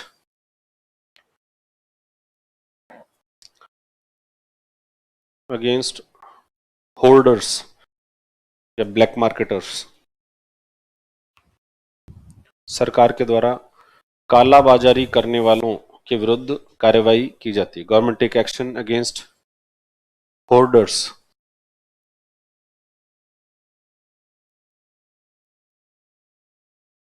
जो होर्डिंग कर रहे हैं, होर्डर्स या ब्लैक मार्केटर्स, काला बाजारी करने वालों के विरुद्ध कार्रवाई की जाती है। और क्या करते हैं, इसके अलावा सरकार ने टैक्स में क्या करेंगे, तो अप्रत्यक्ष करों में कमी की जाती है, अप्रत्यक्ष करों में कमी की जाती है, इनडायरेक्ट टैक्सेस आर रिड्यूस्ड। अप्रत्यक्ष करों में कमी की जाती है, इनडायरेक्ट टैक्सेस आर रिड्यूस्ड। अप्रत्यक्ष करों में कमी की जाती है तथा प्रत्यक्ष करों को बढ़ाया जाता है, इनडायरेक्ट टैक्सेस आर इंक्रीज्ड। तथा प्रत्यक्ष करों को बढ़ाया जाता है, इनडायरेक्ट टैक्सेस आर इंक्रीज्ड। और सब्सिडी प्रदान की जाती है, गवर्नमेंट गिव्स सब्सिडी, सब्सिडी प्रदान की जाती है, गवर्नमेंट गिव्स सब्सिडी। क्योंकि सब्सिडी देने से भी क्या होगा, मार्केट प्राइसेस कम हो जाएगी, सब्सिडी प्रदान की जाती है, गवर्नमेंट गिव्स सब्सिडी। और अगर कोई वस्तु है भारत में बनी हुई है तो, और भारत में उसकी कमी हो रही है, तो उसके निर्यात पर क्या कर देती है सरकार, प्रतिबंध लगा देती है, निर्यात को रोक देती है, ताकि जो है वो बाहर नहीं जाए, भारत में रहे, तो मार्केट के अंदर सप्लाई बनी रहे। देखो, निर्यात को प्रतिबंधित कर दिया जाता है, एक्सपोर्ट्स आर बैंड, निर्यात को प्रतिबंधित कर दिया जाता है, एक्सपोर्ट्स आर बैंड। तथा आयात को बढ़ा दिया जाता है, एंड इंपोर्ट्स आर इंक्रीज्ड। तथा आयात को बढ़ा दिया जाता है।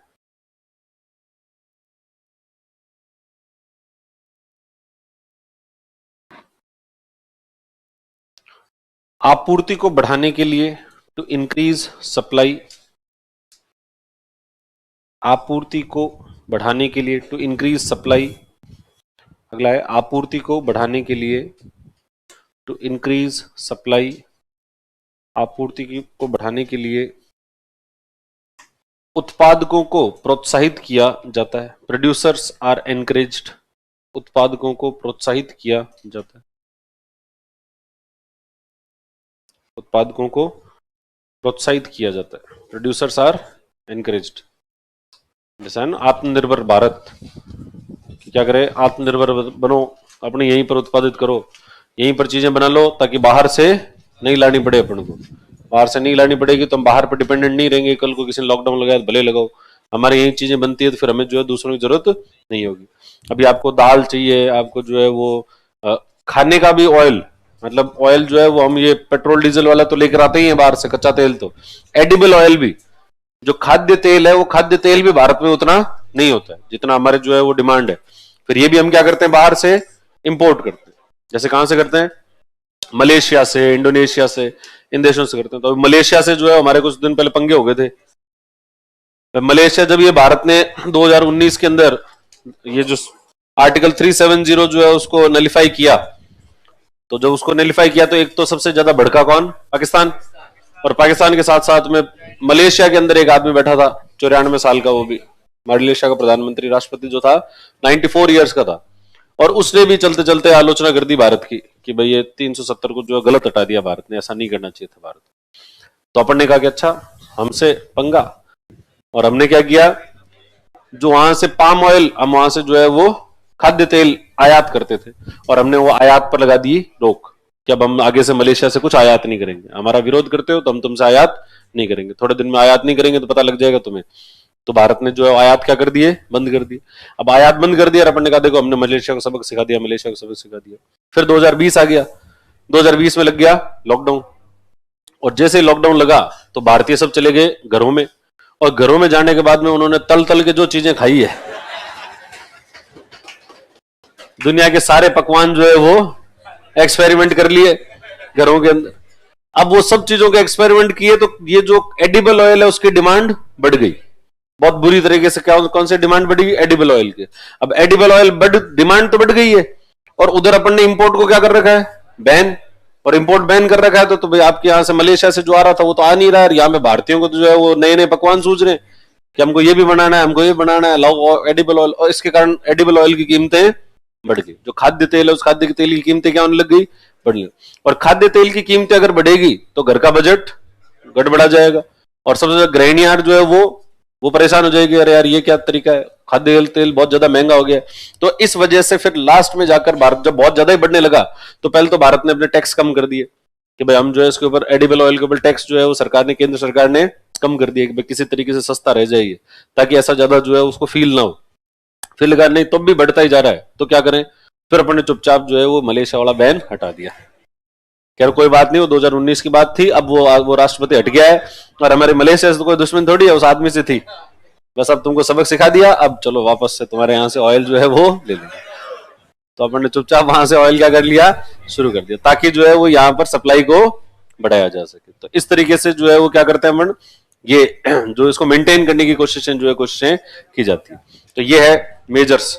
और एक अपन ने जो है मूल्य स्थिरीकरण का एक कोष भी बनाया हुआ है। मेजरली ये जो प्रॉब्लम आती है, जैसे ये बाहर से आयात करते हैं उनमें दिक्कतें आती है।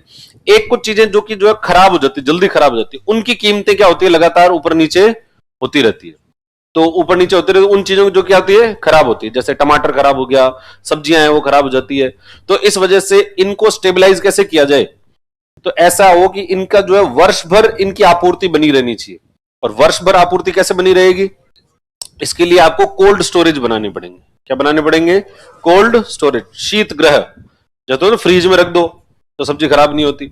अब ऐसा कोई बहुत बड़ा फ्रिज, पूरा बिल्डिंग ही फ्रिज बना दी, जैसे पूरी बिल्डिंग है, इस बिल्डिंग को किसमें कन्वर्ट कर दो, फ्रिज में कन्वर्ट कर दो, और इसमें फिर चीजें जो है वो स्टोर करके रख दो, और स्टोर करके रखो। और जब उत्पादन हो रहा है तब तो एक साथ रख दिया, और फिर जब भी आवश्यकता है तो फिर धीरे धीरे इससे पूरे वर्ष भर जो है वो चीजें सप्लाई करते रहो। ऐसे बहुत बड़े बड़े स्टोरेज बनाना, और उनको कहते हैं कोल्ड स्टोरेजेस। तो ये शीत ग्रह बने, इसके लिए भारत में एक अलग से ऑपरेशन चलाया गया, जिसको कहते हैं ऑपरेशन ग्रीन। कौन सा चलाया गया, ऑपरेशन ग्रीन। तो ऑपरेशन ग्रीन के तहत क्या कर रहे हैं, कोल्ड स्टोरेज वगैरह विकसित करते हैं। तो इसके अंदर जैसे टॉप 3 फसलें ली गई, शुरू में 3 चीजें ली गई। Top tomato, onion and potatoes, टमाटर, प्याज और आलू, ये 3 जो है इन 3 फसलों को लिया और अभी इसमें बढ़ाकर 21 को और कर दिया, फल और सब्जियां मिलाकर 21 फल सब्जियों को जो इसमें शामिल कर लिया। तो इसके तहत क्या होता है, सरकार सब्सिडी देती है कि आपको अगर कोल्ड स्टोरेज बनाना है तो आप कोल्ड स्टोरेज बनाओ, 50% की सब्सिडी जो है सरकार दे देगी। कि आपको अगर जैसे मान लो ये बिल्डिंग है, इस बिल्डिंग को कोल्ड स्टोरेज में कन्वर्ट करना है तो उसमें कॉस्ट लगेगी, उसमें ये नॉर्मल एसी से काम नहीं चलेगा, उसके अंदर जो आपके टेम्परेचर कंट्रोल करने के लिए जो आपको जो एसी लगाने पड़ेंगे या जो भी कूलर्स होंगे वो क्या होंगे, बहुत ज्यादा प्रिसाइज होंगे कि एग्जैक्टली कौन से टेम्परेचर पर आपको रखना है उतना आप रख सकते हो उसको। तो उसके अंदर इन्वेस्टमेंट क्या होता है, थोड़ा ज्यादा लगता है। तो जितना भी इन्वेस्टमेंट लगे, आपका 1 करोड़ का इन्वेस्टमेंट लग रहा है तो आप 1 करोड़ लगाओ, 50 लाख जो है कौन दे देगा, सरकार जो है, सरकार आपको सब्सिडी के रूप में दे देगी। तो 50% की सब्सिडी जो है वो इसके ऊपर दी जाती है। किसमें, कौन सी सब्सिडी, किसमें, ऑपरेशन ग्रीन।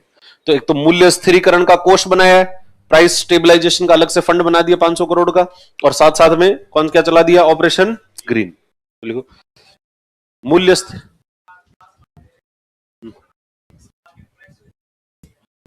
नहीं किसको इन्वेस्ट कर रहे हैं,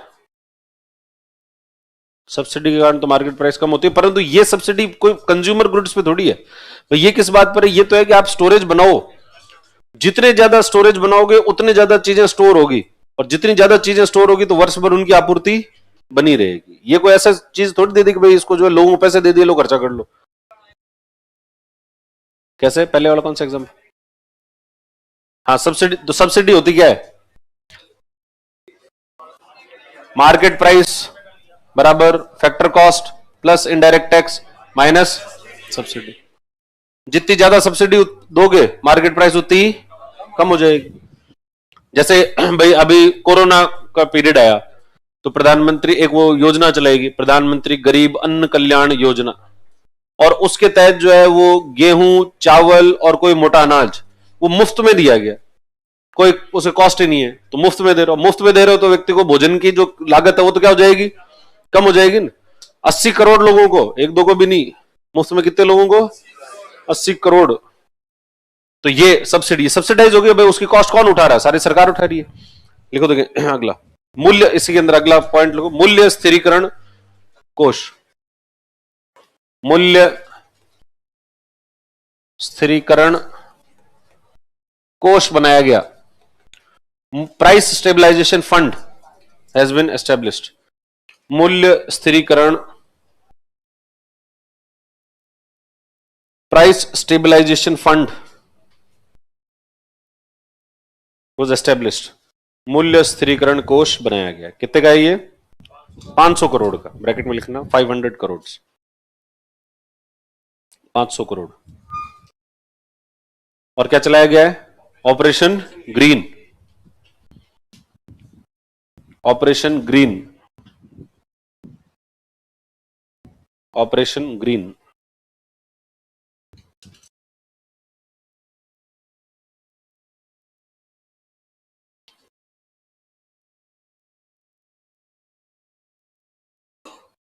तो ये सब जो है वो सरकार के द्वारा कुछ प्रयास किए।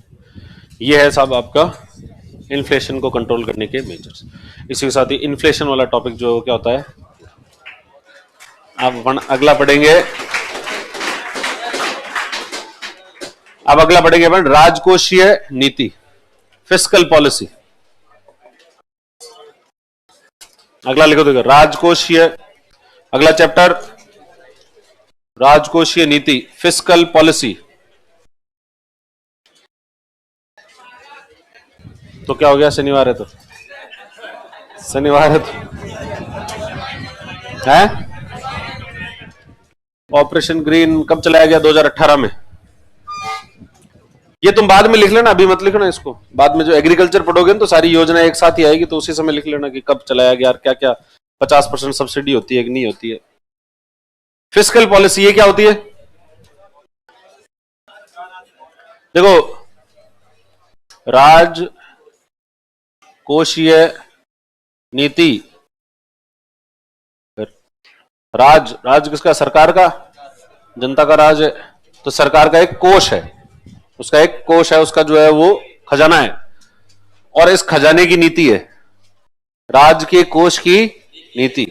राज्य के कोष की नीति मतलब ये जो सरकार का जो कोष है, सरकार का जो खजाना है, इस खजाने में कहां कहां से तो पैसे आते हैं और कहां कहां पैसे जाते हैं। तो कहां से तो इनकमिंग है, कहां आउटगोइंग है। तो ये इनकमिंग आउटगोइंग की जो नीति बनाई जाती है उसको क्या कहते हैं अपन? राजकोषीय नीति कहते हैं। कि भाई सरकार के पास में कहां कहां से पैसे आते हैं और सरकार कहां कहां पैसे खर्च करती है। तो खर्च करती है तो ऐसे नहीं है कि भाई रैंडमली कहीं भी कोई खर्च कर दिया, या पैसों की व्यवस्था कर रहे हैं तो रैंडमली कहीं से भी पैसे आ गए। ये सब पहले क्या करती है सरकार? सोच समझ के इस पर खर्चा करती है कि भाई हमें इस साल क्या करना है। तो पूरे साल की नीति बनाते हैं कि पूरे साल भर जो है हमें कहां कहां पर खर्चा करना है, क्या हमें कितने तो हाईवे बनाने हैं, कितने हमें डैम बनाने हैं, कितने हमें जो नई फैक्ट्री खोलनी है तो वो कितनी खोलनी है, कोई सब्सिडी देनी है तो वो कितनी देनी है, कोई नई वैकेंसियां निकालनी है तो वो कितनी निकालनी है। इस प्रकार सरकार क्या करती है? अपनी सारे खर्चे प्लान कर लेती है कि सब यहाँ यहाँ हमारे खर्चे जो है वो होंगे। अब इतने सारे खर्चे होंगे तो इसके लिए पैसे कहां से आएंगे? तो फिर पैसों की व्यवस्था करती है कि अच्छा हमारे पास इतने पैसे टैक्स में आ जाएंगे, इतने पैसे हम उधार में ले आएंगे, इतने पैसे हम किससे मांगते हैं वो हमें वापस लौटा देगा। तो इस तरीके से क्या करते हैं? पैसों की व्यवस्था करते हैं। तो एक तो पैसे आते हैं और पैसे जाते हैं, और इन सब के बारे में क्या बनाई जाती है? नीति बनाई जाती है। पॉलिसी बनाकर खर्च करते हैं। पॉलिसी का मतलब होता है कि ये सोच समझकर खर्चा करना, या सोच समझकर जो है वो ये एक प्लान बनाकर अगर काम कर रहे हो तो इसका मतलब आपने क्या बना रखी है? पॉलिसी, नीति। तो राजकोषीय नीति जो है वो सरकार की प्राप्तियां, सरकार की एक तो प्राप्तियां कहां से तो सरकार पैसे आ रहे हैं, और सरकार के कहां खर्च है। तो सरकार की प्राप्तियों और सरकार की खर्च से संबंधी जो नीति होती है उस नीति को क्या कहते हैं? राजकोषीय नीति जो है उसको नीति कहते हैं। और ये जो राजकोषीय नीति होती है ये हमें कैसे पता लगता है कि सरकार की क्या नीति है, सरकार कहां खर्च करेगी कहां नहीं करेगी? भाई जनता है, जनता की सरकार है तो हमें पता भी होना चाहिए। तो हमें कैसे पता लगता है? हमें पता लगता है बजट के माध्यम से। तो ये राजकोषीय नीति जो है इसको लागू करने के लिए या इसको अभिव्यक्त करने के लिए क्या होता है? बजट। तो बजट के माध्यम से इसे लागू किया जाता है। तो फिस्कल पॉलिसी को लागू करने के लिए क्या होता है? बजट होता है। लिखो देखिए, राजकोषीय नीति सरकार की आय या प्राप्तियों, सरकार की प्राप्तियों और व्यय संबंधी नीति को governments policy related to receipts and expenditure is called fiscal policy। सरकार की प्राप्तियों और व्यय संबंधी नीति को राजकोषीय नीति कहा जाता है। Governments policy related to receipts and expenditure is called fiscal policy। सरकार की प्राप्तियों और व्यय संबंधी नीति को राजकोषीय नीति कहा जाता है। Governments policy related to receipts and expenditure is called fiscal policy। सरकार की प्राप्तियों और व्यय संबंधी नीति को राजकोषीय नीति कहा जाता है। इसे बजट के माध्यम से लागू किया जाता है। It is implemented through budget। इसे बजट के माध्यम से लागू किया जाता है। It is implemented through budget।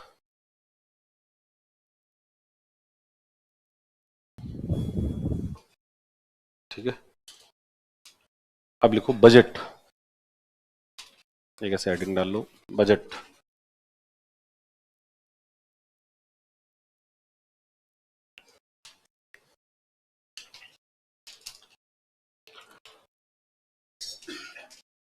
तो देखो बजट जो है वो एक पॉपुलर टर्म है।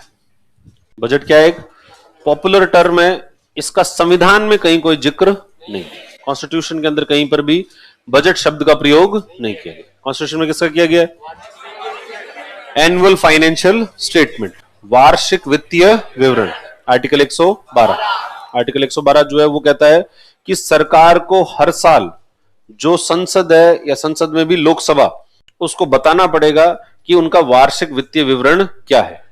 मतलब वित्त के बारे में बताना पड़ेगा कि कहां कहां से तो आपके पास पैसे आए हैं और कहां कहां आपने खर्च किए। ये वार्षिक वित्तीय विवरण कहां रखना पड़ेगा? संसद जो है, संसद में भी कहां पर? लोकसभा में। संसद में भी जो है वो लोकसभा के अंदर लिखना पड़ता है। तो संसद यानी आपका जो संविधान है वो संविधान तो सिर्फ एनुअल फाइनेंशियल स्टेटमेंट के बारे में बात करता है। बजट शब्द का प्रयोग वहां पर नहीं किया जाता। बजट शब्द जो है वो उसका वैसे ओरिजिन देखा जाए तो ये फ्रेंच ओरिजिन है। इसका ओरिजिन क्या है? फ्रेंच। फ्रांस के अंदर, भाई पहले जो फ्रांस के अंदर जो वहां का वित्त मंत्री हुआ करता था, जब राजतंत्र था फ्रांस के अंदर, और वहां पर जो राजतंत्र के काल में जो वित्त मंत्री था, उस वित्त मंत्री के पास में क्या हुआ करता था, वो ये वहां पर जो भी संसद थी, वहां के जो लोग थे, उनको बताता था कि भाई हम क्या क्या खर्चा करेंगे, कहां कहां से पैसे आएंगे। तो वो जो डॉक्यूमेंट हुआ करते थे, वो डॉक्यूमेंट एक बैग में रखता था। तो किसमें रखता था? एक बैग में, चमड़े का एक बैग हुआ करता था। उस चमड़े के बैग को कहते थे बॉगेट। क्या कहते थे? बॉगेट। तो ऐसे लोग जब बातें करते थे कि भाई बॉगेट में क्या है, बॉगेट में क्या है, बॉगेट में, तो वो पहले तो बॉगेट बॉगेट बना, फिर उसका अपभ्रंश होता गया, बॉगेट से बन गया वो बजट, कि भाई बजट में क्या है, बजट में क्या है, बजट में क्या है, तो लो बजट पेश करेंगे। तो वैसे शब्द वैसे शुरुआत में कौन सा था? ये बॉगेट, और उसका अर्थ वैसे होता है चमड़े का बैग। और अभी वर्तमान में पर अब चमड़े के बैग के लिए यूज नहीं करते, वर्तमान तो हम उस फाइनेंशियल स्टेटमेंट के बारे में या सरकार की राजकोषीय नीति शब्द के लिए इसका प्रयोग करते हैं। पर अपन को ध्यान में यह रखना होता है कि बजट शब्द जो है उसका प्रयोग कहां नहीं किया गया है? संविधान में उसका कोई प्रयोग जो है वो नहीं किया गया। भारत के अंदर पहली बार बजट जो है कब पेश किया गया? भारत में पहली बार बजट पेश किया गया 1860 में। कब किया गया था? 1860, 1860। 1860 के अंदर जो है वो ब्रिटिश काल था। ब्रिटिश काल में एक ब्रिटिश अधिकारी थे, जेम्स विल्सन। जेम्स विल्सन के द्वारा जो है पहला बजट भारत के अंदर पेश किया गया, क्योंकि वो ब्रिटिश अंग्रेज समय था और 1857 की क्रांति हुई थी। 57 की क्रांति के बाद 58 के अंदर जो है ईस्ट इंडिया कंपनी से राज लेकर जो है वो जो ब्रिटेन की महारानी थी उसके पास में जो है राज चला गया। तो राज जो है वो किसका हो गया? ब्रिटेन की महारानी का। पहले तो कौन किसका था? ईस्ट इंडिया कंपनी का था। तो फिर कंपनी से हटा लिया और कंपनी से हटाकर जो है वो सीधा जो क्राउन है उस क्राउन के पास में जो है वो अधिकार चला गया। और जब क्राउन के पास अधिकार गया तो कहा कि साहब इसके सब खर्चे वर्चे कैसे होते हैं, क्या होते हैं, इनका सब हिसाब किताब तो रखो। तो फिर हिसाब किताब रखने के लिए क्या किया कि सब इसका बजट पेश करेंगे कि वहां पर हमारे खर्चे किस प्रकार से हो रहे हैं, कहां से हमारी इनकम आ रही है, तो इसके लिए बजट पेश करेंगे। तो इसलिए पहली बार बजट कब पेश किया गया था? 1860 के अंदर। किसने किया था? James Wilson. और जब भारत स्वतंत्र हुआ, आजाद हुआ 15 अगस्त 1947, तो स्वतंत्र होने के बाद में, जैसे स्वतंत्र हुआ उसके बाद नवंबर के अंदर जो है वो आजाद भारत में पहला बजट पेश किया गया। और वो पहला बजट किसने पेश किया था? वो था षणमुखम शेट्टी। किसने पेश किया था? षणमुखम शेट्टी। तो ये तो था जेम्स विल्सन, जिसने जो है 1860 में, दिख नहीं रहा है, और ये है षणमुखम शेट्टी, जिन्होंने कब पेश किया था? 1947 के। स्वतंत्र भारत का पहला बजट जो है वो षणमुखम शेट्टी के द्वारा ही प्रस्तुत किया गया। अब ये बजट जो है वो क्या हुआ? टाई तो क्या हो, टाई लगाना क्या बुरी बात है? तो जो ये बजट है वो कब पेश किया जाता है? बजट कब आता है? अब यहां जो बजट की बात कर रहे हैं केंद्र सरकार के बजट की बात कर रहे हैं, राज्य सरकार की नहीं कर रहे हैं। केंद्र सरकार का जो बजट आता है वो कब आता है, किस तारीख को आता है? फरवरी का पहला कार्य दिवस, first working day of February. फरवरी का जो पहला कार्य दिवस होता है उस दिन बजट जो है बजट पेश होता है। और जब बजट पेश होता है तो उस दिन होता क्या है? जब बजट पेश होता है तो सबसे पहले तो वित्त मंत्री का भाषण होता है। बजट जो है वो कौन करता है? भाई पेश करता है वित्त मंत्री। नाम से तो होता है कि भाई वो राष्ट्रपति के नाम से है, परंतु ऑन बिहाफ ऑफ प्रेसिडेंट, पर उसको पेश कौन करेगा? वो वित्त मंत्री करता है। और वित्त मंत्री पहले तो एक भाषण देता है, और भाषण देने के बाद में वो जो है बजट के कुछ डॉक्यूमेंट्स होते हैं, जिन डॉक्यूमेंट्स को संसद के पटल पर रखा जाता है या लोकसभा में जो उसको रखा जाता है, तब अपन कहते हैं कि बजट प्रस्तुत हो गया। बजट जो है क्या हुआ है? प्रस्तुत हुआ है, इंट्रोड्यूस उसको जो है वो कर दिया गया, प्रेजेंट किया गया। ठीक है, फिर उसके बाद में एक लंबी प्रक्रिया होती है जिससे बजट पारित किया जाता है। और ये जो बजट है, अब फरवरी का पहला कार्य दिवस, तो क्या हमेशा से पहले कार्य दिवस को हो रहा था? ये 2017 से ये चेंज जो है वो हुआ है। 2017 से पहले क्या हुआ करता था? फरवरी के अंतिम कार्य दिवस को होता था। पहले क्या होता था? अंतिम, लास्ट वर्किंग डे ऑफ फरवरी जो तब पेश हुआ करता था। आजकल क्या होता है? फर्स्ट वर्किंग डे को। तो ये क्यों चेंज किया 2017 में ऐसा? भाई पहले जो है वो जैसे 28 फरवरी को बजट पेश होता है, और अभी वर्तमान में कितना होता है? समझ 1 फरवरी को। तो पहले क्या 28 फरवरी को, फरवरी के बाद में आता है मार्च। हमारा जो वित्तीय वर्ष होता है वो वित्तीय वर्ष चलता है 1 अप्रैल से 31 मार्च। यानी पिछले साल के जो खर्चे और जो आपने आमदनी जो बताई वो तो कब तक की है? 31 मार्च तक। अब 31 मार्च जो है वो हो गया यहां पर, 31 मार्च हो गया, यानी पिछले साल के जो खर्चे वगैरह अप्रूव करवाए थे वो सारे अप्रूव पूरे हो गए। नए साल का अभी तक अप्रूवल हुआ नहीं। देखो, बजट पेश करना अलग होता है और बजट पास होना अलग होता है, दो अलग शब्द है। कि बजट पेश हो गया, पेश होने के बाद में एक प्रक्रिया से गुजरता है और उसके बाद में क्या होता है, वो पास होता है, उसके बाद पारित कहते हैं कि बजट पारित हो गया। तो पहले क्या होता था कि वो पेश ही 28 फरवरी को तो पेश हो रहा है, फिर उस प्रक्रिया में जाता था कि अब इस बजट के ऊपर चर्चाएं होगी, वोटिंग होगी, कई लंबी चौड़ी बातें होगी और इससे जो है वो पारित होगा। और पारित होते होते जो है वो ये अप्रैल मई, मिड मई तक हो जाता था। मिड मई, कई बार तो जून भी गया हुआ है। तो पारित होते होते जो जून आ जाता था या मिड मई जो है वो आ गया। तो यानी बजट पेश तो पहले हो गया और पारित होते हुए कितना हो गया, मई या जून आ गया। अब घोषणा, जो बजट में जो घोषणाएं करनी थी वो घोषणाएं तो उन्होंने भाषण वाले दिन ही घोषणा कर दी कि हम क्या करेंगे क्या नहीं करेंगे। जैसे मान लो कि वित्त मंत्री ने कह दिया कि साहब हम जो है एक 6 लेन का हाईवे बनाएंगे यहां से, अब एक हाईवे की घोषणा कर दी। अब हाईवे की घोषणा तो कर दी है, पर हाईवे के लिए जो बजट आना चाहिए ये अभी तक पारित नहीं हुआ है। अभी तो मिड मई तक तो संसद से पारित नहीं हुआ, तो संसद से पैसा पारित होगा। संसद से पारित होने के बाद में भारत का जो कंसोलिडेटेड फंड ऑफ इंडिया है या जो उसकी संचित निधि है उसमें से पैसा निकलेगा और वो पैसा निकल के जाएगा डिपार्टमेंट के पास। फिर डिपार्टमेंट के पास जब पैसा आएगा फिर डिपार्टमेंट देखेगा कि अब अपन को काम शुरू करना है। और अब यहां पर मिड तो हो गया मई, और इसके थोड़े दिन जैसे काम शुरू करो या फिर थोड़े दिन तक तो जो है डिपार्टमेंट में काम लग जाता है और फिर आ जाता है मानसून। फिर भारत में क्या हो जाता है, मानसून। और जैसे ये जून के अंदर मानसून शुरू हो जाएगा, जून जुलाई में, और मानसून शुरू होते ही मानसून के अंदर भारत में कोई काम नहीं किया जा सकता। ये इंफ्रास्ट्रक्चर का तो कोई काम जो है वो मानसून में नहीं किया जाता, और नहीं किया जाता तो वो काम और आगे खिसक जाता है। फिर मानसून कब जाएगा, तो मानसून जाते जाते जो अक्टूबर लगा देता है। तो अक्टूबर में मानसून गया है और अब अक्टूबर में जाने के बाद में जो है वो काम शुरू होगा। मतलब उसका टेंडर निकालेंगे कि भाई ये जो हाईवे को कौन सा कॉन्ट्रैक्टर बनाएगा, तो इसका टेंडर निकालने का काम भी कब शुरू होगा, अक्टूबर में टेंडर निकाले, फिर काम शुरू होते होते जो है जनवरी आ जाएगी, जनवरी फरवरी, और यानी अगले बजट की बात आ गई। और अगले बजट में फिर वापस वित्त मंत्री खड़ा होकर फिर से भाषण दे देगा। तो जनता कहेगी अरे पिछली बार तो तुमने कहा था हाईवे बनाएंगे, वो तो बना नहीं, अभी तक काम ही शुरू नहीं हुआ अभी तक। तो इसका मतलब है कि ये सरकार सिर्फ जो है क्या करती है, घोषणाएं करती है, बाकी जो है वो ग्राउंड पर कोई काम करती नहीं। तो लोगों का सरकार के ऊपर जो विश्वास है वो क्या हो जाता है, वो इसकी वजह से कम होने लगता है। तो ये दिक्कतें आती है।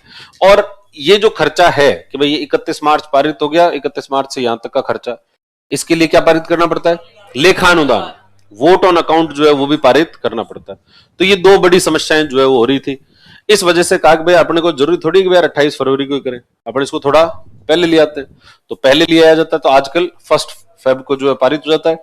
कोशिश पूरी की जाती है कि ये 20 मार्च तक जो है वो क्या हो जाए, पारित हो जाए। 1-2 दिन ऊपर नीचे हो जाते हैं, तो या तो कभी 22 मार्च को हो जाएगा, कभी 18 मार्च को हो जाएगा, ऐसा जो है चलता रहता है।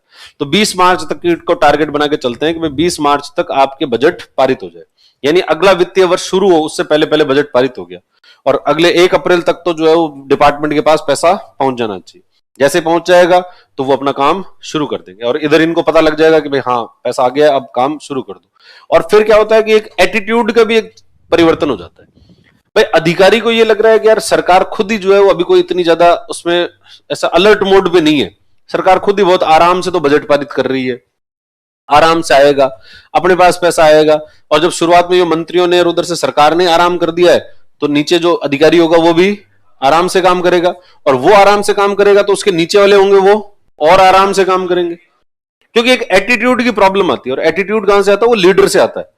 आपका लीडर जैसा रहेगा वैसा ही बाकी सबके अंदर एटीट्यूड जो है वैसा हो जाएगा। और लीडर एकदम स्ट्रिक्ट है कि नहीं नहीं टाइम पर होना चाहिए, और मैं मेरी तरफ से सारे काम टाइम पर करके देता हूं, मैं बजट जो है वो 31 मार्च से पहले पहले पारित करके दे दूंगा तुम्हें, और मैं पहले पारित कर दे दूंगा तो उसके बाद तुम्हें भी काम जो है फटाफट शुरू कर देना है। तो अगले अधिकारी को डर लगा रहता है यार जब सरकार इतने अलर्ट मोड में आई हुई है तो अपन को भी अलर्ट रहना है। और जब घोषणा हो चुकी है 1 अप्रैल को ही कि यहाँ पर हाईवे बनेगा, तो बाकी सब तैयारियां तो अपन करके रखें, बाकी सब तैयारियां करके रखें, बस सिर्फ पैसा जो है वो अपन को 1 अप्रैल को मिल जाएगा। तो 1 अप्रैल तक पैसा मिल गया और बाकी सब तैयारियां हैं, तो फटाफट 10 अप्रैल तक काम शुरू हो जाए।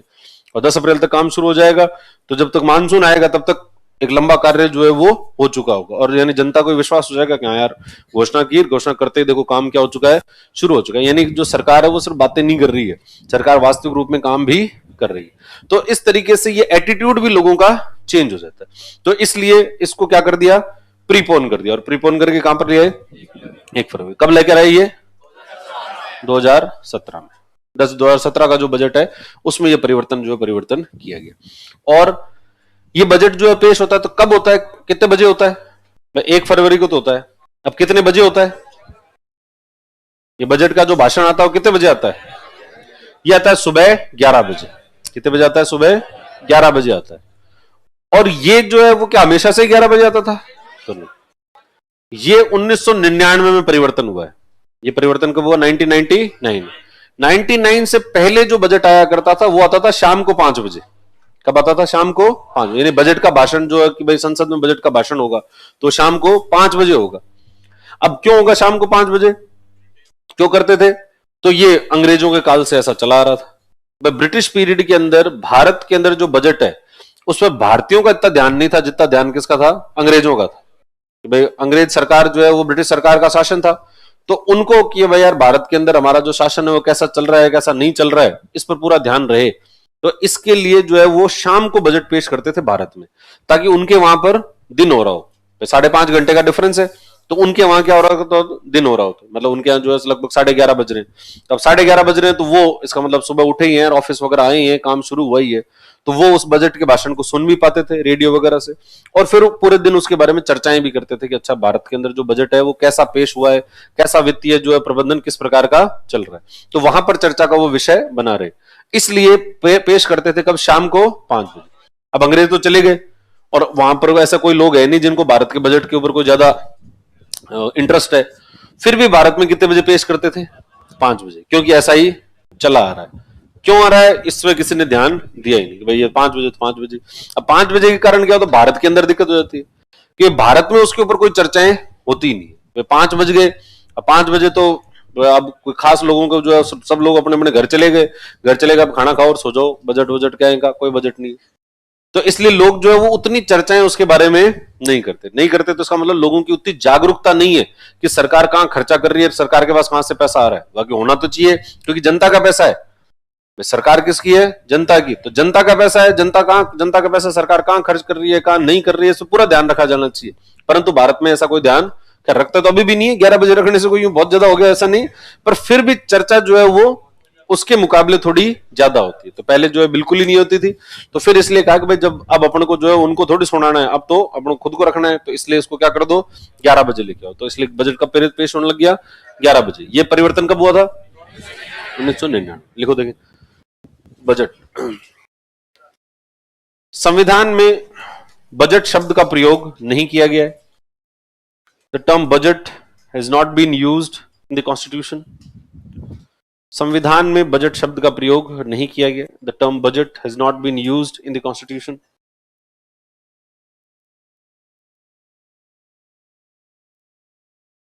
संविधान में बजट शब्द का प्रयोग नहीं किया गया है। अनुच्छेद 112 के अनुसार अकॉर्डिंग टू आर्टिकल 112, अनुच्छेद 112 के अनुसार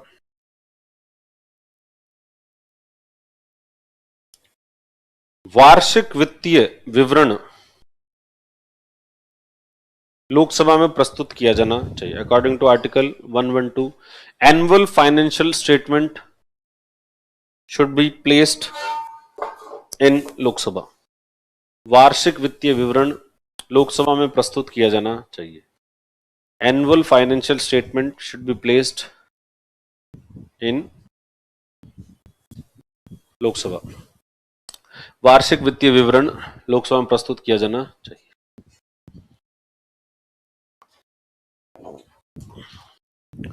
भारत में पहला budget in India, first budget was placed, was presented.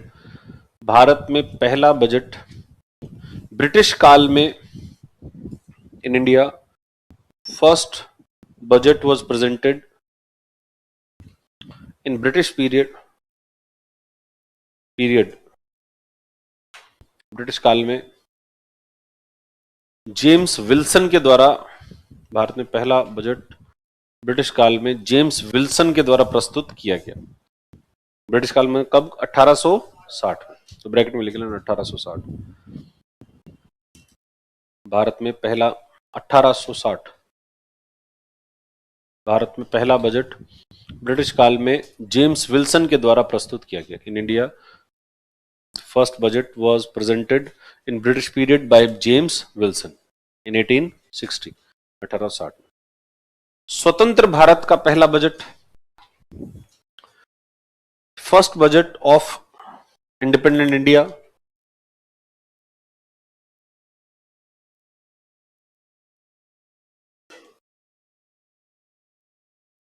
was presented by, स्वतंत्र भारत का पहला बजट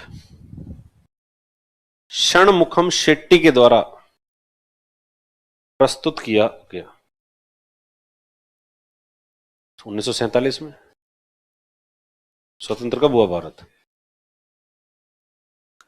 षणमुखम शेट्टी के द्वारा प्रस्तुत किया गया। In independent India the first budget was presented by Shanmukham Shetty. ठीक है। बजट फरवरी के पहले कार्य दिवस को प्रस्तुत किया जाता है। Budget is presented on the first working day of February. Budget फरवरी के पहले कार्य दिवस को प्रस्तुत किया जाता है। Budget is presented on the first working day of February. Budget फरवरी के पहले कार्य दिवस को प्रस्तुत किया जाता है। Budget is presented on the first working day of February. Budget फरवरी के पहले कार्य दिवस को प्रस्तुत किया जाता है। 2017 से पहले, बिफोर 2017, 2017 से पहले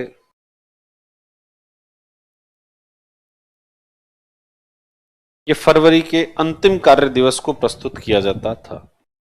it used to be presented on the last working day of February. 2017 से पहले यह फरवरी के अंतिम कार्य दिवस को प्रस्तुत किया जाता था।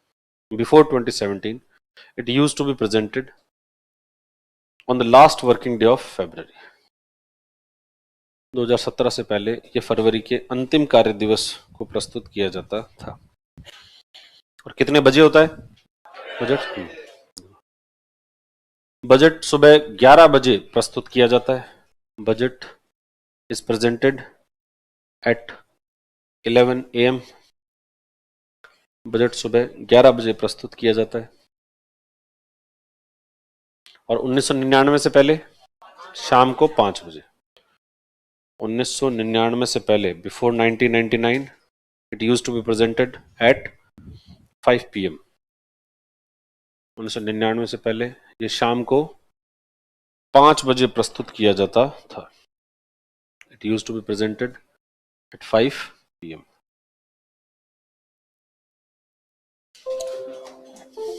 चलो फिर आज के लिए इतना ही।